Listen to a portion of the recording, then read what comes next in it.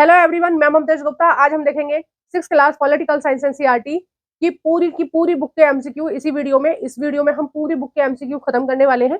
और अगर आपको ये वीडियो अच्छी लगे और या फिर आपको इस वीडियो के एमसीक्यू की पूरी पीडीएफ लेनी है तो आप लोग मुझे इस नंबर पर, ये जो व्हाट्सएप नंबर है, इस व्हाट्सएप नंबर पर मैसेज कर सकते हैं। और इस पीडीएफ की जो प्राइस रहेगी वो रहेगी 20 रुपीज। ठीक है, कितनी रहेगी? 20 रुपीज रहेगी ओनली। ठीक है, 20 रुपए रहेगी ओनली। और ना केवल इस बुक की, मैंने इसी तरह से मैराथन में कराने वाली हूँ 6 से और 10 क्लास तक के एसएसटी एनसीईआरटी की पर बुक की पीडीएफ, पूरे बुक की एमसीक्यू की पीडीएफ रहेगी 10 रुपीज की, सॉरी 20 रुपीज की। One book 20 rupees only. ठीक है, और आज हम ये देख रहे हैं 6 क्लास की पॉलिटिकल साइंस एनसीईआरटी। आज हम इसको एक ही वीडियो में समाप्त कर देंगे। ठीक है, लगभग 1 घंटे की वीडियो रहेगी और 1 घंटे में आपको पूरा की पूरा ये जो 6 क्लास की पॉलिटी है ये कंप्लीट हो जाएगी। और मैंने 6 क्लास की हिस्ट्री भी कंप्लीट करा दी है इसी तरह की मैराथन में। और इसी तरह की मैराथन में मैंने 6 क्लास की ज्योग्राफी भी कंप्लीट करा दी है। अभी तक आपने हिस्ट्री और ज्योग्राफी की दोनों की मैराथन नहीं देखी है तो इसी वीडियो के डिस्क्रिप्शन में मैंने एक प्लेलिस्ट की लिंक डाल रखी है, एनसीईआरटी एमसीक्यू के नाम से है। आप उस प्लेलिस्ट की लिंक पर क्लिक कर अब तक मैंने जो मैराथन कराई है उनको भी देख सकते हो। आगे जितनी भी अपलोड होंगी 6 से 10 क्लास तक की पूरी जितनी भी मैराथन अपलोड होंगी, आप उन सभी मैराथन को भी उसी लिंक प्लेलिस्ट की लिंक पर क्लिक कर देख सकते हैं। ठीक है, हम देख रहे हैं क्वेश्चन नंबर 1 से, और चैप्टर नंबर 1 है। चैप्टर नंबर 1 का नाम है विविधता की समझ। ठीक है, चैप्टर नंबर 1 का क्या नाम है? विविधता की समझ। और हाँ, एक चीज और मैं बताना चाहती हूँ, ना केवल अभी, मैंने पहले से ही 2-3 साल से मैं आपको पढ़ा रही हूँ। मैंने पहले से ही 6 से 10 तक एनसीईआरटी की मोस्टली बुक कंप्लीट करा दी है। 1-2 बुक रह गई है, वो भी इकोनॉमिक्स की। ये साइड में जितनी भी प्ले लिस्ट लगी हुई है ना, ये सभी मैंने कराई है। अगर आप इनको भी देखना चाहते हो तो इसके लिए आपको क्या करना पड़ेगा? मेरा यूट्यूब चैनल सब्सक्राइब करना पड़ेगा।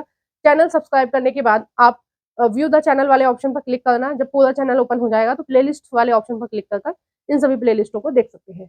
तो हम बात कर रहे हैं चैप्टर नंबर 1 की। चैप्टर नंबर 1 है विविधता की समझ। विविधता की समझ से रिलेटेड जितने भी एमसीक्यू रहेंगे हम यहाँ पर क्लियर करने वाले हैं। पहला है, इसमें निम्नलिखित में से किसका विविधता में योगदान नहीं है? ए है धर्म का नहीं है, बी है जाति का नहीं है, सी है भाषा का नहीं है, और डी है रहन सहन का नहीं है। देखो, विविधता का मतलब होता है बहुत सारी डिफरेंट चीज एक साथ आए। तो धर्म कई सारे हैं हमारे देश में, इसमें कोई डाउट नहीं है। कौन कौन से धर्म है हमारे देश में? लगभग 8 धर्म है हमारे देश में। और बहुत सारी भाषाएं हमारे देश में, और बहुत प्रकार के रहन सहन भी है। ठीक है, तो कौन सा सही रहेगा? बी वाला। जाति व्यवस्था विविधता को प्रदर्शित नहीं करता है। जाति व्यवस्था किसको प्रदर्शित करती है? जाति व्यवस्था प्रदर्शित करती है भेदभाव को, ना कि विविधता को। ठीक है, नेक्स्ट क्वेश्चन हम देख रहे हैं, क्वेश्चन नंबर 2। निम्नलिखित में से कौन सा भारत में विविधता का प्रकार नहीं है? विविधता का कौन सा प्रकार नहीं है? धार्मिक प्रकार है विविधता का। ठीक है, अनेक प्रकार के धर्म पाए जाते हैं। बी है आर्थिक, सी है सांस्कृतिक, डी है भूगोल। तो इसका जो सही आंसर हो जाएगा वो हो जाएगा बी। देखो, गरीब होना या अमीर होना ये विविधता नहीं है। ठीक है, विविधता के से इसका कोई लेना देना नहीं है, बाकी इन तीनों से है। और ये वाला जो क्वेश्चन है ये सीटेट में भी पूछा जा चुका है। नेक्स्ट हम देख रहे हैं क्वेश्चन नंबर 3। प्रसिद्ध ग्रंथ केसर सागा का संबंध किस स्थान से है? प्रसिद्ध ग्रंथ केसर सागा का संबंध किस स्थान से है? पहला है लद्दाख से है, बी है केरल से है, सी है जम्मू कश्मीर से है, डी है तिब्बत से है। तो क्वेश्चन नंबर 3 का जो सही आंसर हो जाएगा वो हो जाएगा डी, तिब्बत से है। ठीक है, तिब्बत का ये एक ग्रंथ है जिसका नाम है केसर सागा। ठीक है, किससे रिलेटेड है? बौद्ध धर्म से रिलेटेड है। नेक्स्ट है क्वेश्चन नंबर 4। निम्नलिखित विशेषताएं भारत के किस राज्य में पाई जाती हैं? ए है, पहला है ठंडा रेगिस्तान, दूसरा है पश्मीना ऊन। ठीक है, पश्मीना नाम की एक भेड़ भी होती है जिससे ऊन प्राप्त करते हैं, और ऊन का नाम भी पश्मीना है। ठीक है, तीसरा है इसमें पालतू पशु गाय, बकरी या याक, वह याक। और फोर्थ है चीज बनाई जाती है। चीज वही चीज होती है जो आपके पिज्जा में, सैंडविच में आप डाल के खाते हो ना, उसको, वो उस वाली चीज की बात करी गई है। तो ये किसकी विशेषता है? ये चारों विशेषता किसकी है? ए है लद्दाख की है, बी है केरल की है, सी है उत्तराखंड की है, डी है हिमाचल की है। तो ये सारी विशेषता है केरल की। देखो, ये जो फर्स्ट चैप्टर है इसमें 2 ही चीजों का जिक्र किया गया है मेनली। कौन कौन सी? एक तो लद्दाख और दूसरा केरल। ठीक है, तो आपको ऑप्शन में देख लेना है कि जलवायु के अकॉर्डिंग इन दोनों में से कौन सा मैच करेगा। ऐसे भी आप तुक्का लगा सकते हो अगर आपने चैप्टर पढ़ा है तो। ठीक है, नहीं पढ़ा है तो आपको मेरी सारी प्लेलिस्ट देखनी पड़ेंगी। ठीक है, थ्योरी देखनी पड़ेगी, तभी आपको चीजें समझ में आएंगी। नेक्स्ट क्वेश्चन हम देख रहे हैं, क्वेश्चन नंबर 5।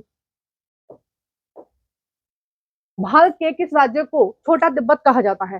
छोटा तिब्बत से क्या मतलब है? छोटा तिब्बत से मतलब है कि तिब्बत जैसी जैसी जैसा तिब्बत में कल्चर है, जैसे तिब्बत में लोग जिस धर्म को मानते हैं, बिल्कुल सेम वैसा ही कल्चर, वैसा ही धर्म, सारी चीजें वैसी ही विशेषता, ठीक है। भौगोलिक तौर पर भी बिल्कुल वैसी ही कंडीशन कहाँ है, कौन से प्रदेश में है? तो ए है जम्मू कश्मीर में है, बी है लद्दाख में है, सी है सिक्किम में है, डी है उत्तराखंड में है। तो छोटा तिब्बत किसको कहा जाता है? तो बी है लद्दाख, ठीक है। लद्दाख सेम टू सेम कैसा है? लद्दाख सेम टू सेम है तिब्बत जैसा, ठीक है। और लद्दाख में तिब्बत से बहुत सारे धर्मगुरु या बौद्ध धर्म को मानने वाले आए थे। कब आए थे? जब चीन ने तिब्बत पर अपना आधिपत्य जमा लिया था, यानी कि अपना अधिकार जमा लिया था। उस समय बहुत सारे लोगों का धर्म परिवर्तन कराया जा रहा था, बौद्ध धर्म से उन्हें दूसरे धर्म में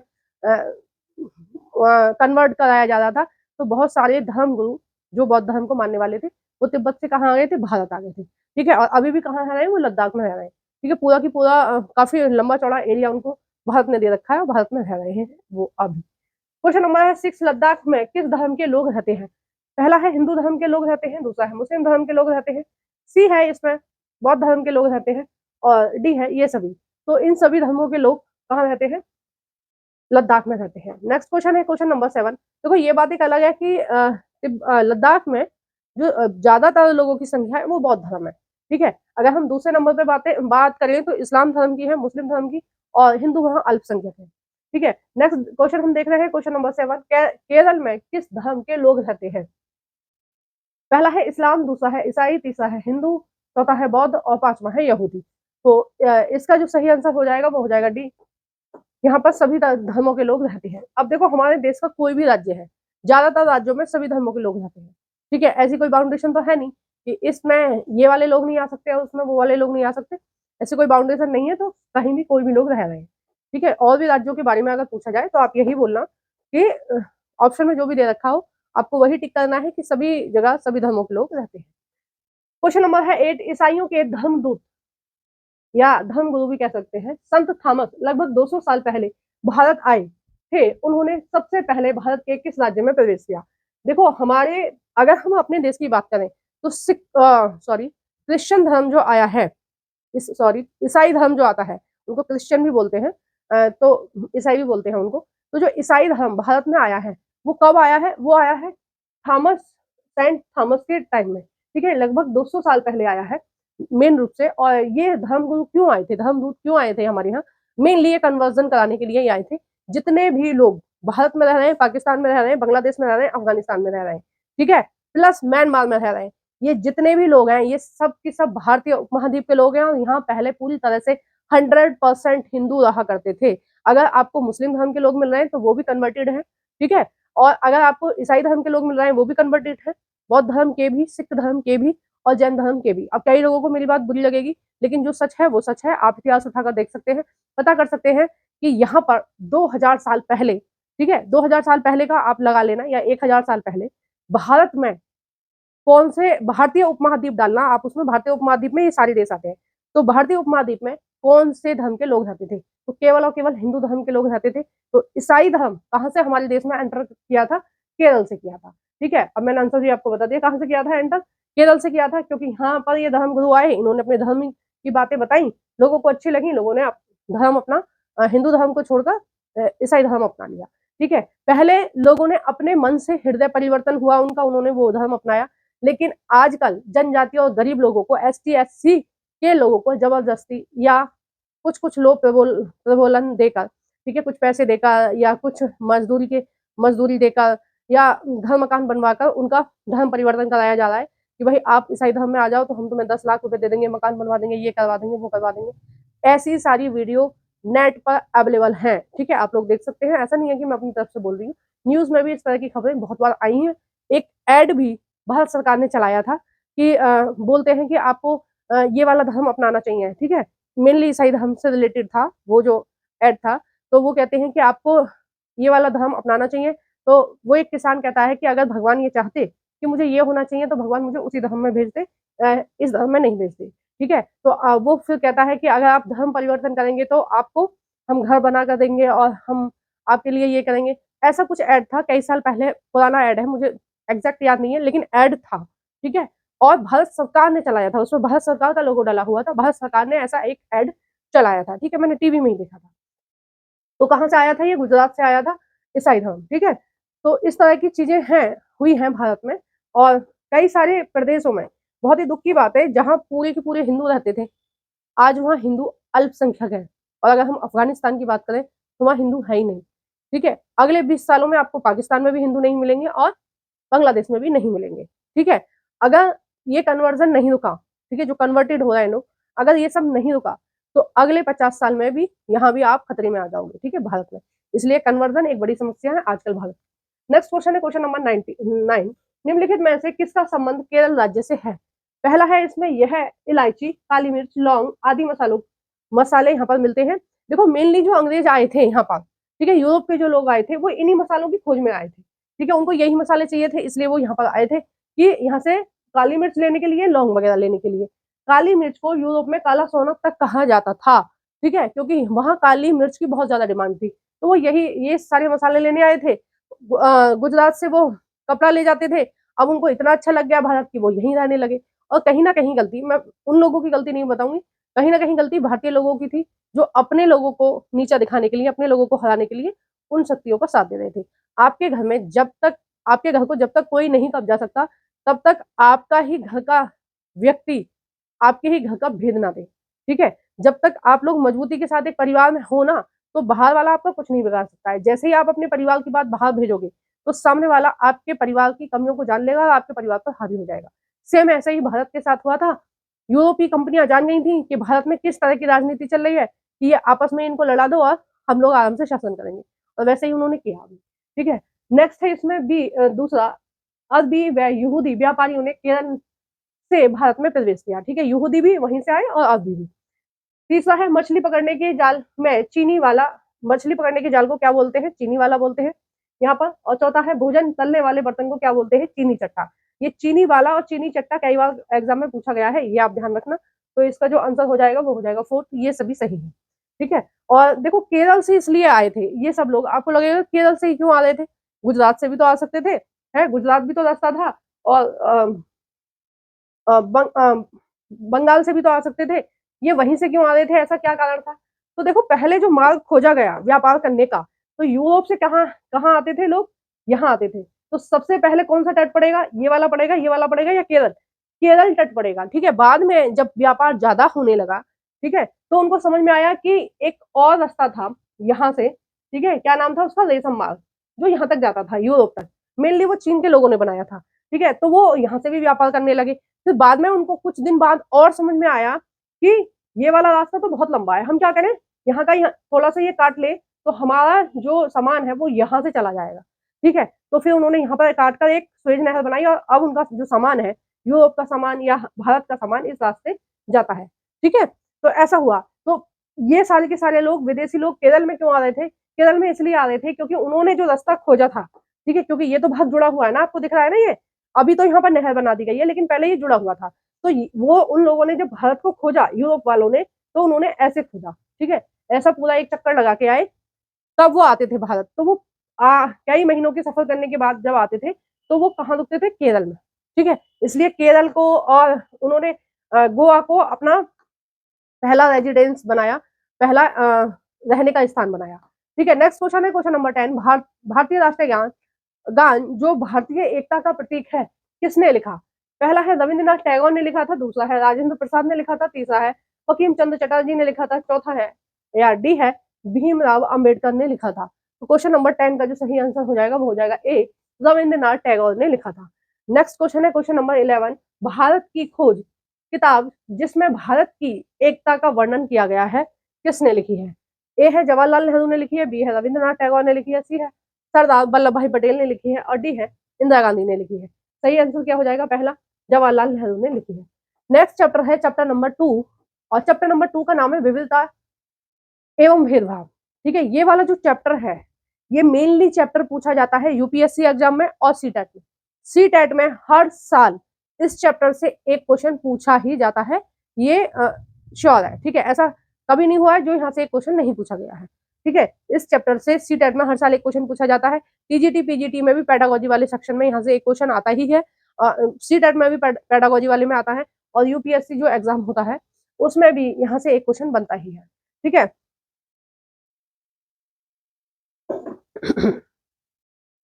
तो आइए देखते हैं इसके क्वेश्चन। क्वेश्चन नंबर है 1, निम्नलिखित में से कौन सा पूर्वाग्रह की संकल्पना को समझने के लिए उपयुक्त उदाहरण है। देखो 2-3 शब्द है, मैं उनके मीनिंग पहले आपको बता देती हूँ, फिर आपको आसानी रहेगी। पूर्वाग्रह का मतलब होता है, पूर्वाग्रह का मतलब होता है पहले से किसी भी व्यक्ति के बारे में गलत या सही धारणा बना लेना, या अपने विचार बना लेना कि ये व्यक्ति ऐसा है। पूर्वाग्रह मतलब पहले से ही, जैसे हमने किसी भी व्यक्ति को देखा, किसी बच्चे को देखा, तो हम पहले से ये सोच ले कि ये दिखने में ठीक ठाक लग रहा है, इसका मतलब ये इंटेलिजेंट होगा, कपड़े अच्छे पहन रखे हैं, हो सकता है ये मतलब ये अच्छे परिवार से होगा, ठीक है, गरीब नहीं होगा। या किसी ने साधारण से कपड़े पहन रखे हैं, पैर में चप्पल पहन रखी है, हवाई चप्पल, तो हम ये कहें कि अरे ये तो बड़े मजदूर टाइप के लोगों का बच्चा होगा, ठीक है, हो सकता है वो अच्छे घर से हो और उसको सजना संवरना पसंद ना हो, ठीक है, कई लोग होते हैं जिनको सिंपल रहना पसंद होता है। तो पहले से ही किसी के बारे में ये धारणा बना लेना, ठीक है। पूर्वाग्रह का मतलब होता है एट प्रेजेंट में हम किसी को देख रहे हैं, किसी से मिल रहे हैं और हम उसके लिए ये धारणा बना रहे हैं, ठीक है। एक और शब्द है जिसका नाम है रूढ़िवादी धारणा।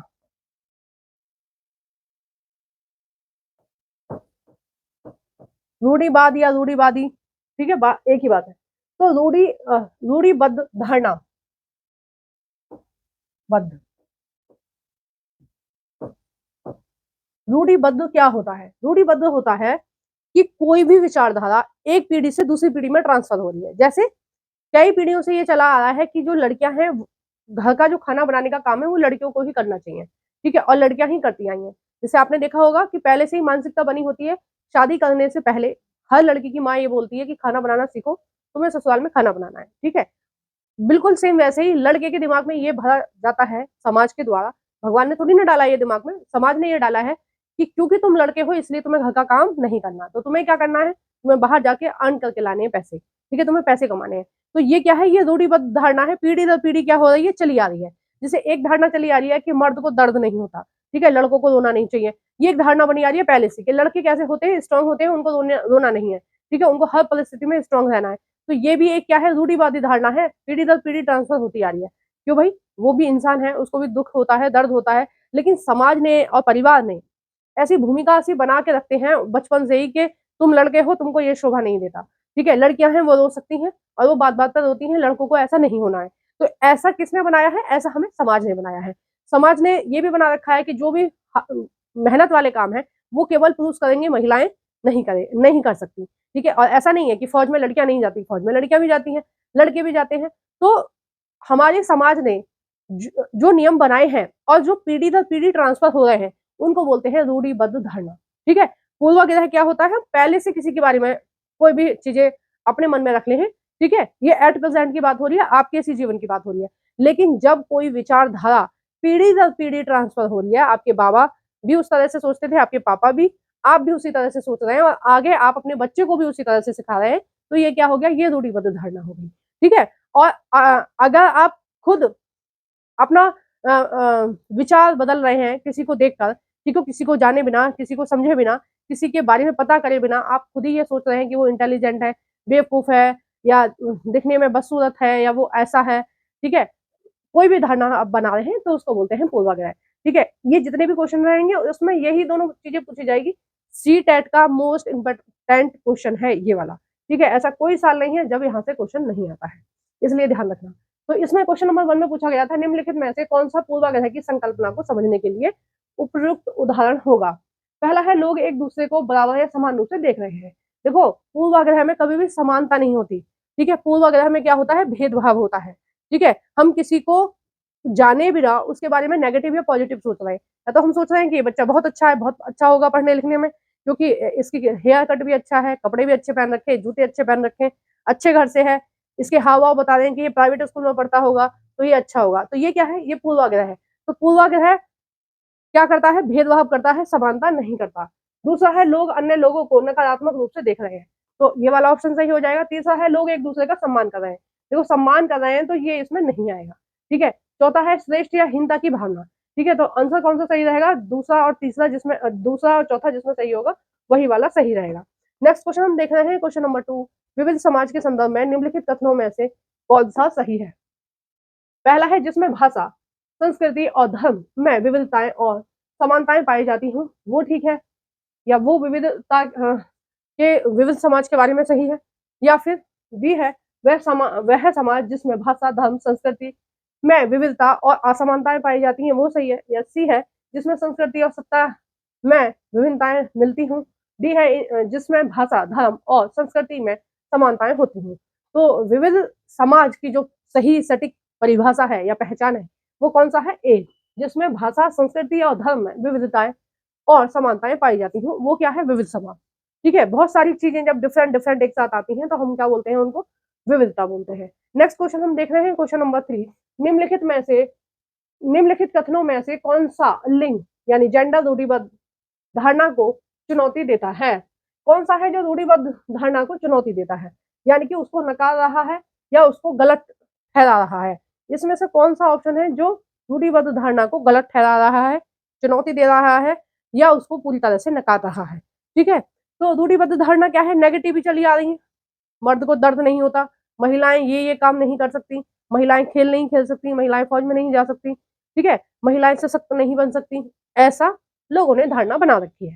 ठीक है, तो इसमें हम देख रहे हैं कि कौन सा चुनौती दे रहा है, यानी कि कौन सा इन जो धारणा पहले से बनी हुई है उनको तोड़ रहा है। पहला है महिला पालन पोषण करने वाली होती है, तो देखो ये तो रूढ़िबद्ध धारणा है। ठीक है, लोग ऐसा मानते हैं कि घर का काम लड़कियां करेंगी और बच्चों को भी लड़कियां पालेंगी। बी है महिला बहुत ही भावुक होती है, यानी कि बहुत ज्यादा सेंसिटिव होती है, जरा बात पर हो जाती है, वो वाला। ठीक है, तो ये भी रूढ़िवादी धारणा है। सी है महिला फैशन परस्त होती है, यानी कि वो क्या करती हैं? बस फैशन में ही जीती हैं, तो ये भी रूढ़िबद्ध धारणा है। ठीक है, डी है महिला जिम्मेदार वाहन चालक होती हैं, तो ये वाला रूढ़िबद्ध धारणा नहीं है। ये वाली जो धारणा है ये अभी फिलहाल चीजें हो रही हैं। अभी फिलहाल आपको देखने को मिलेगा कि ऑटो भी महिलाएं चलाती हैं, रिक्शा या ई रिक्शा भी महिलाएं चला रही हैं, कार भी महिला चला रही हैं, बस भी महिलाएं चला रही हैं, साथ ही प्लेन भी महिला चला रही हैं, फाइटर जेट भी महिला चला रही हैं। तो ये क्या है? ये रूढ़िवादी धारणा का खंडन हो रहा है, या फिर उसको चुनौती दी जा रही है कि ऐसा नहीं है कि महिलाएं ये सारी चीजें नहीं कर सकती, वो कर सकती है। इसलिए यहाँ पर बोला गया क्योंकि पहले महिलाएं वाहन नहीं चलाती थी, अब चला रही हैं। ठीक है, अब कोई बड़ी बात नहीं है, आपको स्कूटी तो बहुत मिल जाएंगी, रोड पर आप जाओगे, कार चलाती हुई स्कूटी चलाना आजकल आम बात है महिलाओं के लिए। ठीक है, और होना ही चाहिए। जब एक ही परिवार में 2 बच्चे पल रहे हैं, एक बेटी और एक बेटा, और बेटा कोई भी वाहन चला सकता है तो बेटी क्यों नहीं चला सकती? बेटा पढ़ने जा सकता है तो बेटी क्यों नहीं जा सकती? बेटे को जितनी सहूलियत दी जा रही है घर में, अगर उतनी ही सहूलियत बेटी को दी जाए तो एक समय पर आप देखना, जब उन दोनों की उम्र 20 साल होगी तो वो दोनों एक दूसरे से बिल्कुल भी कम नहीं होंगे किसी भी क्षेत्र में। ठीक है, स्पेशली हम लड़की की बात कर रहे हैं तो हम लड़की के बारे में मैं बताना चाहूंगी कि वो लड़की अपने भाई से किसी भी क्षेत्र में कम नहीं हो सकती, अगर दोनों को बराबर फैसिलिटी मिल रही है, पढ़ने की, लिखने की, खेलने की, कूदने की, ठीक है, बातचीत करने की, अपने फैसले खुद लेने की, तो दोनों अपने जीवन में अच्छा प्रदर्शन करेंगे। लड़कियां बिल्कुल भी कम प्रदर्शन नहीं करेगी, क्योंकि हर चीज पर लड़कियों को ज्यादा सोचना पड़ता है, उनकी सिक्योरिटी की वजह से। ठीक है, कोई ना कोई उनके साथ जाएगा ट्यूशन के लिए, स्कूल के लिए, इस चक्कर में लड़कियों की बहुत सारी चीजें रह जाती हैं। ठीक है, और मैं इस चीज को बहुत अच्छे से समझ सकती हूँ, क्योंकि कहीं ना कहीं ये सारी चीजें मैंने भी फेस की है। ठीक है, मैं भी एक लड़की हूँ, मैंने भी फेस की है, और मेरी बेटी भी इन चीजों को फेस कर रही है, और मेरी मम्मी ने भी ये चीजें फेस करी होंगी उस टाइम पे, क्योंकि लड़कियों को उतनी सहूलियत नहीं मिल पाती है हमारे समाज में जितनी लड़कों को मिलती है। ठीक है, नेक्स्ट क्वेश्चन है, क्वेश्चन नंबर 4। निम्नलिखित में से कौन सा जेंडर रूढ़िवादिता का उपयुक्त उदाहरण नहीं है? ठीक है, वही वाला क्वेश्चन है जो पीछे था, कि कौन सा रूढ़िवादिता का उदाहरण नहीं है या कौन सा रूढ़िवादिता को चुनौती दे रहा है, एक ही बात है। ठीक है, नेक्स्ट है उपयुक्त विकल्प का चयन करें, कौन सा सही है इसमें? पहला है कक्षा में अनुशासन बनाए रखने के लिए लड़के एवं लड़कियों को अलग अलग पंक्ति में बैठाना, ये चुनौती दे रहा है, तो ये तो कुछ भी चुनौती दे ही नहीं रहा, कि अलग अलग बैठा दो, टेंशन खत्म। ठीक है, नेक्स्ट है इसमें दूसरा, सिर्फ लड़कों को फुटबॉल टूर्नामेंट में भाग लेने के लिए प्रोत्साहित किया जाता है, तो ये भी क्या है? ये भी एक रूढ़िवादी धारणा है, जो नहीं है वो हमें बतानी है। ठीक है, तीसरा है सिर्फ लड़कियों को कक्षा में बोर्ड सजाने के लिए कहा गया, देखो ये भी एक क्या है? ये भी एक रूढ़िवादी धारणा है कि अगर कुछ भी सजाने वजाने का काम है, रंगोली बनाने का काम है, ये सारा किसको दिया जाता है? लड़कियों को, लड़के नहीं करते हैं। क्यों नहीं करते हैं, पता नहीं क्यों ऐसे मन में धारणा बना रखी है कि ये काम लड़के नहीं कर सकते, ये काम लड़कियां नहीं कर सकती। तो ये किसकी देन है? ये हमारी समाज की देन है, क्योंकि टीचर भी समाज में रह रहे हैं, बच्चे भी, तो समाज से ही सब सीख रहे हैं। और ये बहुत विचित्र बातें हैं, लेकिन हम जब कर रहे हैं इस तरह के व्यवहार तो हमें नॉर्मल लगता है, क्योंकि हमने जब से हमारा जन्म हुआ है हमने इसी तरह का समाज देखा है, तो हमें इसी तरह की चीजें नॉर्मल लगती है। ठीक है, जैसे आज भी भारत में ये परंपरा है पहाड़ी इलाकों में कि अगर वहां लड़कियां विधवा हो जाएं तो दोबारा शादी नहीं करती। ठीक है, एक बार चाहे वो 16 साल की लड़की विधवा हो जाए, 18 की, 20 की, कितने भी साल की लड़की विधवा होती है, चाहे उसके पास बच्चा नहीं है, उसके बाद भी वो दूसरी शादी नहीं करती है। तो हमें देखो सुन के कितना अजीब लग रहा है कि एक लड़की की कोई गलती नहीं है इस चीज में कि उसका पार्टनर नहीं रहा इस दुनिया में, उसके बाद भी आज भी भारत में इस तरह की प्रथा चली आ रही है कि वो शादी नहीं कर सकती। तो ये एक गलत प्रथा है। तो हमें सुनकर कितना अजीब लग रहा है, क्योंकि हमारे यहाँ तो दूसरी शादी कर सकते हैं, किसी तरह की अगर कोई अनहोनी होती है तो ठीक है कर लेते हैं, या फिर नहीं बन रही तो डाइवोर्स देके भी अपना जीवन यापन कर लेते हैं, अलग अलग रह सकते हैं या दूसरी शादी कर सकते हैं।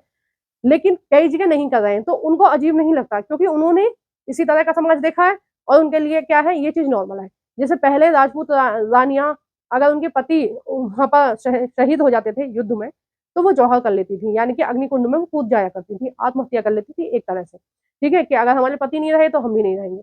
तो राजपूतों के लिए ये जो बातें थी, ये बहुत ज्यादा ऐसी वाली नहीं थी महारानियों के लिए कि भाई हम नहीं कर सकते ये, नहीं, उनको पहले से समाज ने ये प्रिपेयर कर रखा था कि तुम्हारा जीवन तुम्हारे हस्बैंड के बिना बेकार है।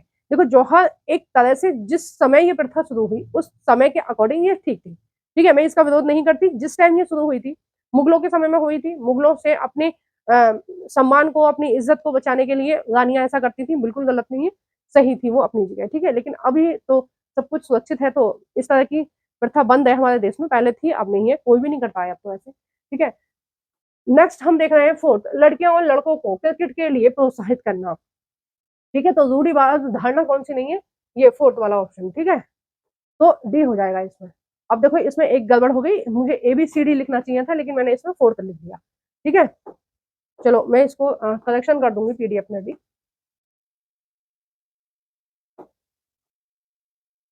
नेक्स्ट क्वेश्चन है क्वेश्चन नंबर 5, निम्नलिखित में से कौन सा विज्ञापन रूढ़िवादी चित्रण जेंडर स्टेरियो टाइप का उदाहरण नहीं है, यानी कि कौन सा रूढ़िवादिता से संबंधित उदाहरण नहीं है वो हमें बताना है। पहला है मेकअप का विज्ञापन महिलाओं द्वारा किया जाता है, ये रूढ़िवादी धारणा है और ये बात बिल्कुल सही है। ठीक है, अब एक लिपस्टिक का एड लड़का करता हुआ कितना अजीब लगेगा। ठीक है, वैसे कर सकते हैं, लड़के भी लगाते हैं आजकल लिपस्टिक, मैंने देखा है भाई, लड़के भी, मैं तो अभी 2-3 साल पहले ही मुझे ये चीज पता चली है, जैसे लड़कियां पार्लर में तैयार होने जाती है, वैसे लड़के भी जाते हैं शादी से पहले तैयार होने, शादी के लिए, और अच्छा खासा मेकअप करते हैं। ठीक है, पार्लर में तैयार हो रहे हैं तो मेकअप तो कराएंगे। तो लिपस्टिक का ऐड लड़के भी तो कर सकते हैं, लिप बाम का ऐड लड़के भी तो कर सकते हैं, तो ये क्या है, एक रूढ़िवादी धारणा है। बी है गाड़ियों के विज्ञापन में केवल लड़कों को दिखाना। देखो ये भी रूढ़िवादी धारणा है कि लड़के ही गाड़ी चला सकते हैं, अच्छी कार कौन चला सकता है, केवल लड़का चला सकता है। सी है स्पोर्ट्स जूते के विज्ञापन में एक लड़की फुटबॉल खेल रही है। अब ये क्या है, ये रूढ़िवादी धारणा को तोड़ दिया उसने कि ऐसा नहीं है कि लड़के ही खेल सकते हैं, स्पोर्ट्स लड़कियां भी खेल सकती हैं। और मैं तो देख रही हूँ कि आजकल हमारे देश में जो भी टीम जा रही है खेलने, चाहे हॉकी की बात करें, चाहे उसकी बात करें क्रिकेट की, तो वर्ल्ड कप जीत के आई है हमारी महिला टीम। ठीक है, तो अपने आप में एक गर्व करने वाली बात है। देखो मैंने एक चीज आपको बताई और बहुत इंपॉर्टेंट चीज है कि पहली बात तो ये सारी चीजें समाज ने हमारे दिमाग में घुसाई है, पहली बात। दूसरी बात, अगर हम लड़के और लड़की को दोनों को बराबर कंडीशन में पैदा करते हैं, एक बराबर से उनको पाल रहे हैं, सारी चीजें हम उनको बराबर दे रहे हैं, कोई भेदभाव नहीं हो रहा है, तो लड़कियां लड़कों से बिल्कुल भी कम नहीं रहेंगी, बराबर रहेंगी। ठीक है, वो सारी चीजें गड़बड़ क्यों होती हैं, कहीं ना कहीं समाज की वजह से या हमारे दिमाग में पहले से ये धारणा बनी हुई है, तो उसकी वजह से कहीं ना कहीं लड़कियों के साथ भेदभाव होता है आज भी। ठीक है, जितने भी आप बड़े कॉलेज देखोगे उनमें लड़कियां आपको नहीं मिलेंगी, लड़के ही मिलेंगे, क्योंकि ज्यादा फीस की अगर बात आती है तो माता पिता चाहते हैं कि उनके लड़के अच्छे स्कूल में पढ़े, लड़कियां ना पढ़े। उनको लगता है कि लड़की दूसरे घर जाएगी, लड़का अपने घर रहेगा। देखो गरीबों के केस में ये बिल्कुल ठीक है, क्योंकि उनके पास एक ही बच्चे को पढ़ाने के पैसे हैं, एक लड़की है एक लड़का है, अब उनके पास एक ही बच्चे को पढ़ाने के पैसे हैं तो अपने लड़के को पढ़ाते हैं, लड़की को नहीं। कई घरों में ये सोचकर लड़की को नहीं पढ़ाते हैं कि लड़की कौन सा अपने घर रहेगी, लड़की तो पराए घर जानी है, तो हम क्यों पढ़ाएं। ऐसा भेदभाव माता पिता भी करते हैं लड़कियों के साथ। B.Ed में लड़कियों की लाइन मिलेगी, ठीक है, हद से हद 1-1.5 लाख में हो जाती है, MBBS में क्यों नहीं मिलती लड़कियों की लाइन, ठीक है, लड़कों से ज्यादा क्यों नहीं है लड़कियां एमबीबीएस में, ठीक है, एनडीए में क्यों नहीं है लड़कियां ज्यादा, और भी बहुत सारे प्रोफेशन है, किसी में भी अगर हम बीटेक वगैरह में अच्छे लेवल के स्कूलों की बात करें, कॉलेजों की बात करें, तो वहां पर लड़कियां बहुत कम होती हैं, ठीक है, तो कहीं ना कहीं भेदभाव घर से ही होता है ना। तो नेक्स्ट क्वेश्चन हम देख रहे हैं, क्वेश्चन नंबर 6, रूढ़िबद्ध धारणा के लिए निम्नलिखित में से कौन सा सही है। पहला है, जब हम लोगों को अनेक छवियों में सुनिश्चित कर देते हैं तो हम एक रूढ़िबद्ध धारणा बना रहे हैं, ठीक है, यानी कि पहले से ही हमने क्या बना रखा है, एक छवि बना रखी है अपने दिमाग में उनकी कि ये व्यक्ति ऐसे ही होते हैं, ठीक है, या ये महिलाएं घर के काम के लिए ही बनी है, तो क्या बना रहे हैं हम, एक रूढ़िबद्ध धारणा में हम बंधे होते हैं, ठीक है। दूसरा है इसमें, रूढ़िबद्ध धारणाएं हमें प्रत्येक व्यक्ति को एक विशिष्ट व्यक्ति के रूप में देखने से रोकती हैं, ठीक है, तो ये वाला भी सही है कि हम किसी को पहले से अगर हमने उसका बारे में सोच रखा है कि लड़कियां कमजोर होती हैं, लड़कियों को ड्राइविंग नहीं आती, तो वो क्या है, एक हम क्या कर रहे हैं, हम किसी भी व्यक्ति की विशिष्टताओं को देखने के लिए खुद को रोक रहे हैं, ठीक है। ऐसा भी तो हो सकता है कि आपके घर में जो महिला आ रही है वो बहुत अच्छे ड्राइवर हो, ठीक है, बहुत अच्छे से मैनेज करना जानती हो सारी चीजों को, तो पहले से पहले हमने ये धारणा बना रखी है, इसलिए हम उसका सम्मान नहीं करेंगे, ठीक है। नेक्स्ट चैप्टर है चैप्टर नंबर 3,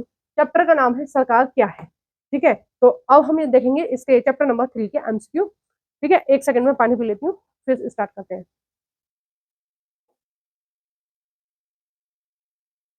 क्वेश्चन नंबर है 1, निम्नलिखित में से कौन कौन सा कथन सरकार के लिए सही नहीं है, सरकार के विषय में कौन सा कथन जो है वो सही नहीं है, वो हमें बताना है। पहला है, यह सामाजिक मुद्दों पर कार्यवाही करती है। बी है, यह जनता के लिए जन सुविधाओं की व्यवस्था करती है, ये थोड़ी सी टाइपिंग मिस्टेक है, ये क्या करती है, जन सुविधाओं के लिए व्यवस्था करती है। और सी है, सरकार देश की रक्षा करती है। और नेक्स्ट है इसमें, न्यायालय सरकार का भाग नहीं है। तो देखो, न्यायालय जो है वो सरकार का भाग है, ठीक है, इन्होंने बोला था कौन सा सही नहीं है, तो ये यही वाला फोर्थ वाला सही नहीं है। क्यों सही नहीं है कि न्यायालय सरकार का भाग नहीं है, सरकार का भाग है, ऐसे कैसे नहीं है। नेक्स्ट क्वेश्चन है क्वेश्चन नंबर 2, निम्नलिखित में से कौन सा कथन लोकतांत्रिक सरकार के संदर्भ में सही है, लोकतांत्रिक सरकार के संबंध में सही है, ठीक है। पहला है, लोकतांत्रिक सरकार में देश का प्रतिनिधित्व जनता करती है, बिल्कुल सही है, ठीक है। बी है, लोकतंत्र में प्रधानमंत्री देश के विषयों पर कानून बनाने के लिए कुछ लोगों को मनोनीत करता है, प्रधानमंत्री एक भी व्यक्ति को मनोनीत नहीं करता है, मनोनीत कौन करते हैं, राष्ट्रपति, ठीक है। कितने सदस्य मनोनीत करते हैं, राज्यसभा में 12 सदस्य मनोनीत करते हैं, ठीक है। पहले लोकसभा में भी मनोनीत होते थे, अब नहीं होते हैं, अब किसमें है, केवल और केवल राज्यसभा में, कितने, राज्यसभा में 12। नेक्स्ट है सी, लोकतांत्रिक देश में सार्वभौमिक अधिकार होता है। तो ऐसा जरूरी नहीं है कि जितने भी लोकतांत्रिक देश हैं उसमें सार्वभौमिक मताधिकार हो, जबकि अरब कंट्री जो है, जो मुस्लिम कंट्री है, बहुत सारी कंट्री ऐसी हैं जहां महिलाओं को वोट डालने का अधिकार नहीं है, या फिर अगर वोट डालने का अधिकार है तो 2 महिलाओं की वोट को एक में काउंट करते हैं, पुरुष की वोट जो होती है एक में काउंट होती है, और महिलाओं की जो वोट होती है वो 2 महिला वोट डालेंगी तो एक काउंट होगी, यानी कि पुरुषों की 1 वोट बराबर, महिलाओं की 2 वोट बराबर है, ठीक है। तो ऐसा नहीं है, सार्वभौमिक मत अधिकार होता है, बहुत सारी जगह आज भी ऐसी है जहाँ महिलाओं को वोट डालने का अधिकार नहीं है, गरीबों को भी वोट डालने का अधिकार नहीं है। डी ऑप्शन है, लोकतांत्रिक देश धर्मनिरपेक्ष होते हैं, ये भी जरूरी नहीं है कि लोकतांत्रिक देश धर्मनिरपेक्ष होते हैं, पाकिस्तान है वो धर्मनिरपेक्ष नहीं है, केवल इस्लामिक कंट्री है, ठीक है। और बहुत सारे देश हैं जो अपने आप को धर्मनिरपेक्ष होने का दावा करते हैं पर है नहीं, ठीक है, जिसमें से श्रीलंका भी एक है जो केवल और केवल बौद्ध धर्म को प्रमोट करता है, जो वहाँ हिंदू लोग रह रहे हैं वो उनके साथ दुर्व्यवहार करते हैं, ठीक है। बांग्लादेश में आजकल आप देख रहे हो हिंदुओं को टारगेट करके उनको परेशान किया जा रहा है, ठीक है, यानी कि उनके घर जलाए जा रहे हैं या उनकी हत्या करी जा रही है। तो ऐसा नहीं है कि सभी लोग जो है धर्मनिरपेक्ष है। 2015 से पहले नेपाल भी एक धर्मनिरपेक्ष देश नहीं था, ठीक है, वो केवल और केवल कौन सा राष्ट्र था, हिंदू राष्ट्र था, ठीक है, 2015 से पहले, है ना। भूटान में एक अलग धर्म चलता है, उसी धर्म के लोग रहते हैं वहां, और अन्य धर्म के लोग नहीं रहते हैं, ठीक है। और चीन का अपना अलग धर्म है, बाकी के जो भी धर्म के लोग रह रहे हैं वो उनको चैन से रहने नहीं देता है, ठीक है, यहाँ तक कि धार्मिक स्थान भी नहीं बनाने देता है। और बहुत सारी कंट्रियों का ये हाल है कि ऐसा नहीं है कि जिस देश के पास संविधान है वो लोकतांत्रिक है, ऐसा भी नहीं है जो लोकतांत्रिक है वो हमेशा धर्मनिरपेक्ष होता है। धर्मनिरपेक्ष का मतलब है कि सभी धर्मों का सम्मान करना, किसी भी धर्म के साथ पक्षपात नहीं करना, ठीक है। तो ऐसे दुनिया में बहुत सारे देश हैं जो दूसरे धर्म के लोगों के साथ पक्षपात करते हैं, उदाहरण मैंने आपको बता दिया। नेक्स्ट क्वेश्चन है क्वेश्चन नंबर 3, निम्नलिखित कथनों में से महिलाओं के मत अधिकार के विषय में कौन सा कथन सही है? महिलाओं के मत अधिकार के संबंध में कौन सा कथन सही है? ए है महिला मत अधिकार आंदोलन में सफरेज मूवमेंट कहते हैं। देखो, जो जितने भी प्रकार के आंदोलन हुए, महिला आंदोलन क्यों हुए? पहली बात तो ये सुनिए, क्या हुआ जब जब हुआ था प्रथम विश्व युद्ध। कब हुआ था प्रथम विश्व युद्ध? हुआ था 1939 में, ठीक है, इसमें शुरू हुआ था। तो जब विश्व युद्ध शुरू हुआ था तो पता नहीं था कि ये विश्व युद्ध है, आपस में दो देश लड़े, फिर दोनों के दो दो दोस्त आ गए, फिर उनके भी दो दो दोस्त आ गए, तो ऐसे करके धीरे धीरे दुनिया दो खेमे में बट गई और युद्ध हुआ, प्रथम विश्व युद्ध हुआ। प्रथम विश्व युद्ध में महिला यूरोप में घर का काम काज करती थी, ठीक है, वहां तक कोई दिक्कत नहीं थी, महिला घर का काम काज कर रही है, पुरुष बाहर का काम कर रहे हैं। महिला जब घर में रह रही है तो वो अपने अधिकार भी नहीं मांगती थी, आराम से रहती थी, ठीक है, रोटी बनाई और बर्तन साफ करे और बच्चों को पालना, यही यूरोप में महिलाओं की जिंदगी थी। लेकिन प्रथम विश्व युद्ध में बड़ी संख्या में लोग मारे गए, लोग मतलब आदमी मारे गए। फौज में तो आदमी भर्ती होते थे, औरतें नहीं होती थी, तो कौन मारे गए? आदमी मारे गए, ठीक है। प्लस जब फौज दिन पे दिन मरती जा रही थी तो नई भर्ती होती जा रही थी, तो जितने भी लोग ज्यादा से ज्यादा भर्ती कर सकते थे हर देश, उन्होंने अपनी अपनी सेना में भर्ती करा। अब एक बड़ी आबादी ऐसी थी यूरोप में जिनके घर में कोई भी पुरुष काम करने वाला नहीं बचा था, सबके सब फौज में चले गए। और ऐसा जरूरी भी नहीं था कि उनको सैलरी टाइम से मिल रही थी, सैलरी भी नहीं मिल रही थी। अब घर में खाएंगे क्या महिलाएं, ठीक है, काम कौन करे? तो महिलाओं ने क्या किया, महिलाओं ने बाहर निकलना शुरू किया, काम करना स्टार्ट कर दिया, फैक्ट्रियों में महिलाएं काम करने लगी। जब महिलाएं काम करने लगी तो अब कोई भी आदमी जो काम करेगा उसको अपने अधिकार चाहिए, ठीक है, वो फिर आपके कहने पे हिसाब से नहीं चलेगा। जब प्रथम विश्व युद्ध समाप्त हो गया तो महिलाएं बोली कि भाई जब हम फैक्ट्री में भी काम कर रहे हैं, घर में भी काम कर रहे हैं, बच्चों को भी संभालना है, तो हमें भी फिर वोट डालने का अधिकार चाहिए, ठीक है। जब सब सारे देशों का दोबारा से गठन हो ही रहा था प्रथम विश्व युद्ध के बाद, तो महिलाओं ने भी अपनी मांग रखी, ठीक है, तो महिलाओं ने भी आंदोलन करे कि हमें भी वोट डालने का अधिकार चाहिए, हम भी ऐसे नहीं रहेंगे जैसे आप पहले रहते थे, क्योंकि जो काम पुरुष कर रहे हैं उतना काम तो हम कर ही रहे हैं, बाहर फैक्ट्रियों में काम कर रहे हैं, फिर बाद में बड़ी बड़ी चीजों में भी काम करने लगी वो, ठीक है, बाद में फिर फोर्स में भी भर्ती होने लगी।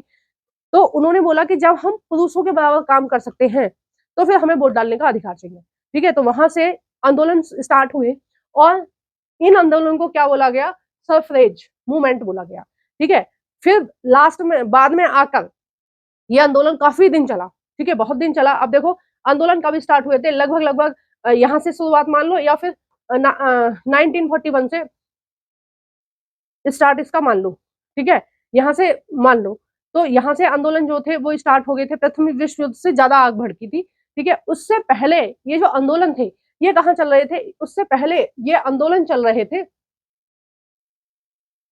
उससे पहले ये आंदोलन चल रहे थे 1920 में। कहाँ चल रहे थे? अमेरिका में, ठीक है। ये छोटे लेवल के आंदोलन थे, लेकिन जो प्रथम विश्व युद्ध के बाद आंदोलन हुए वो बड़े लेवल के आंदोलन थे, ठीक है। उससे पहले आंदोलन कहाँ चल रहा था? इंग्लैंड में। और सारी समस्या कहाँ से स्टार्ट हुई? सारी समस्या स्टार्ट हुई थी कहाँ से? कि जब महिलाएं बाहर निकलने लगी, घर का काम काज के साथ बाहर भी काम करने लगी, ठीक है। तो ये इस तरह के आंदोलन चल रहे थे, मतलब इन लोगों ने छोटे लेवल पर आंदोलन चलाए थे। अमेरिका में महिलाओं ने विद्रोह किया था, इंग्लैंड में, ठीक है। लेकिन अगर हम पूरे विश्व के लेवल पर बात करें कि सभी महिलाएं यूरोप में अपना अधिकार मांगने लगी थी, बिल्कुल ऐसे ही अमेरिका की तरह और इंग्लैंड की तरह, तो कब मांगने लगी थी? प्रथम विश्व युद्ध के बाद, ठीक है। और प्रथम विश्व युद्ध के बाद फिर एक के बाद एक देश झुकता चला गया, अधिकार देता चला गया, ठीक है। ये बात एक अलग हुई।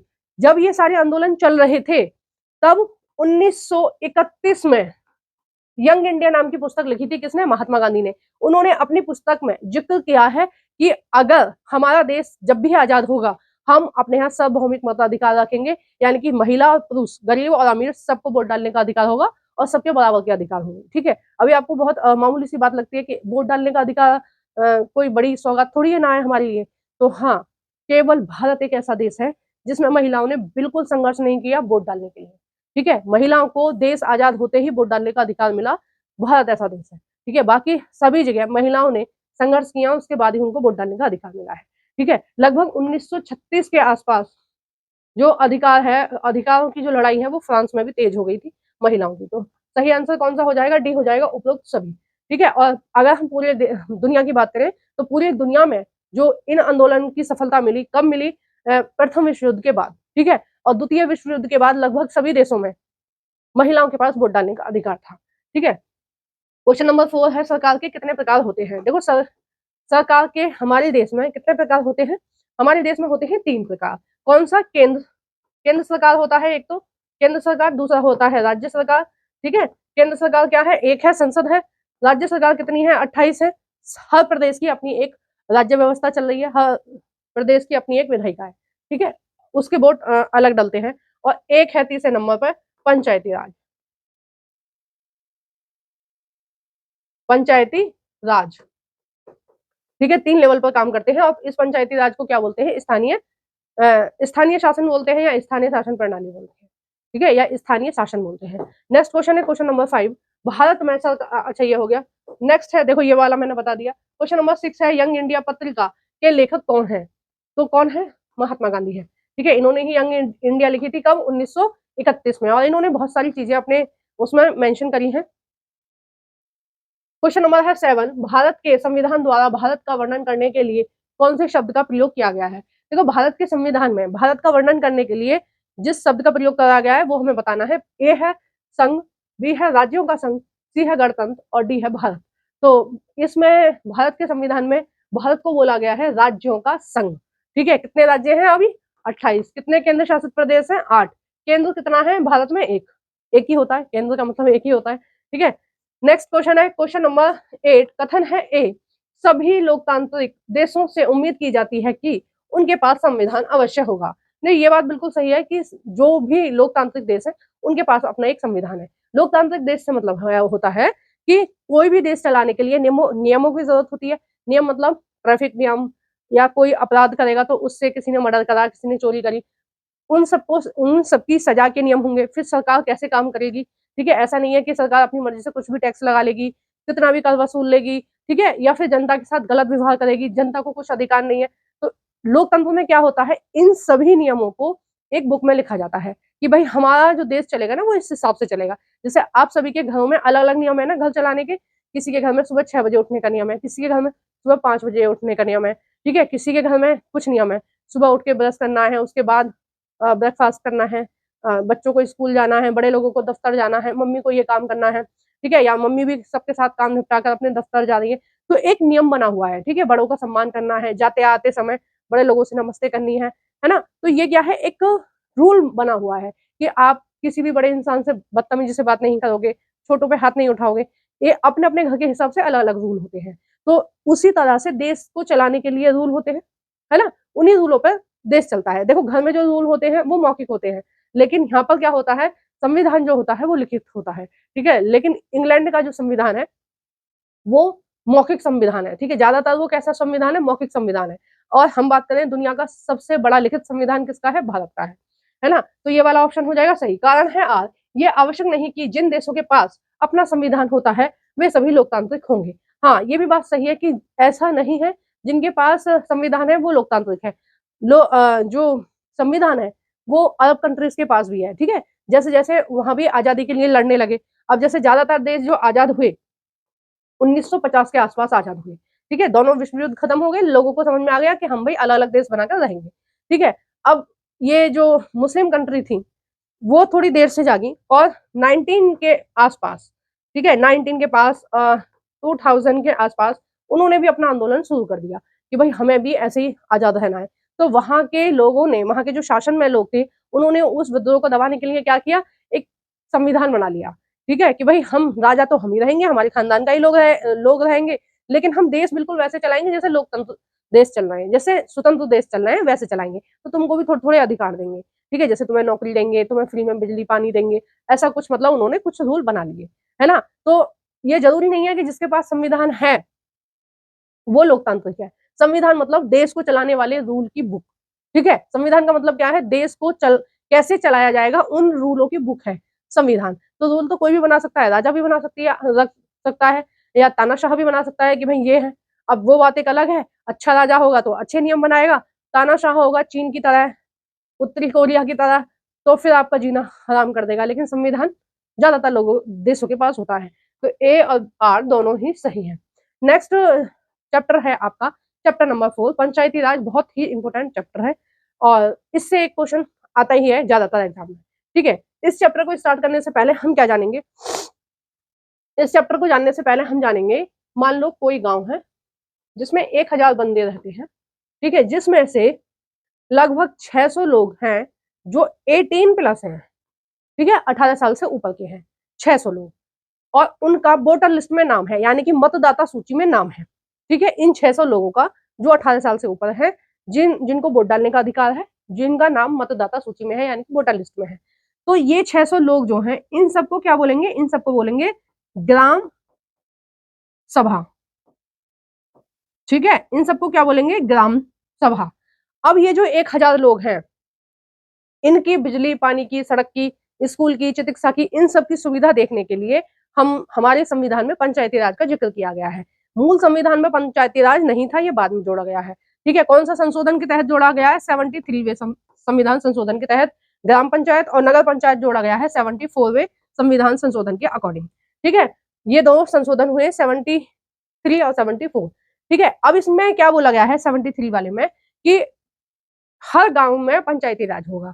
पंचायती राज में जो 18+ के लोग होंगे, जितने भी लोग होंगे, उनको रखा जाएगा ग्राम सभा में। ठीक है, और देखो जरूरी नहीं है कि हर गांव की पॉपुलेशन 1000 हो, कम भी हो सकती है, ज्यादा भी हो सकती है। ठीक है, और ये क्राइटेरिया पहले से निर्धारित किया जाता है, जब भी चुनाव होते हैं, जब निर्धारित किया जाता है वोटों के मतलब संख्या के हिसाब से चुनाव होते हैं।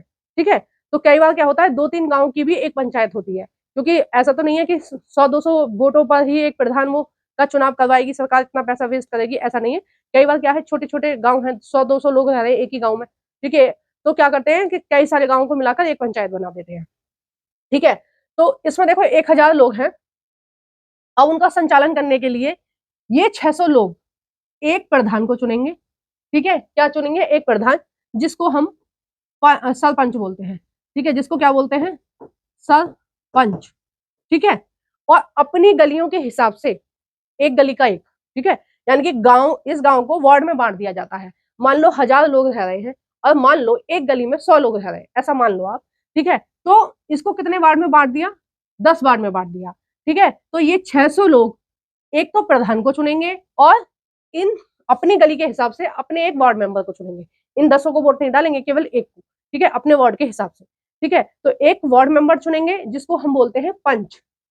ठीक है, अब ये सारा काम हो गया, पंचायती राज आपको समझ में आ गया।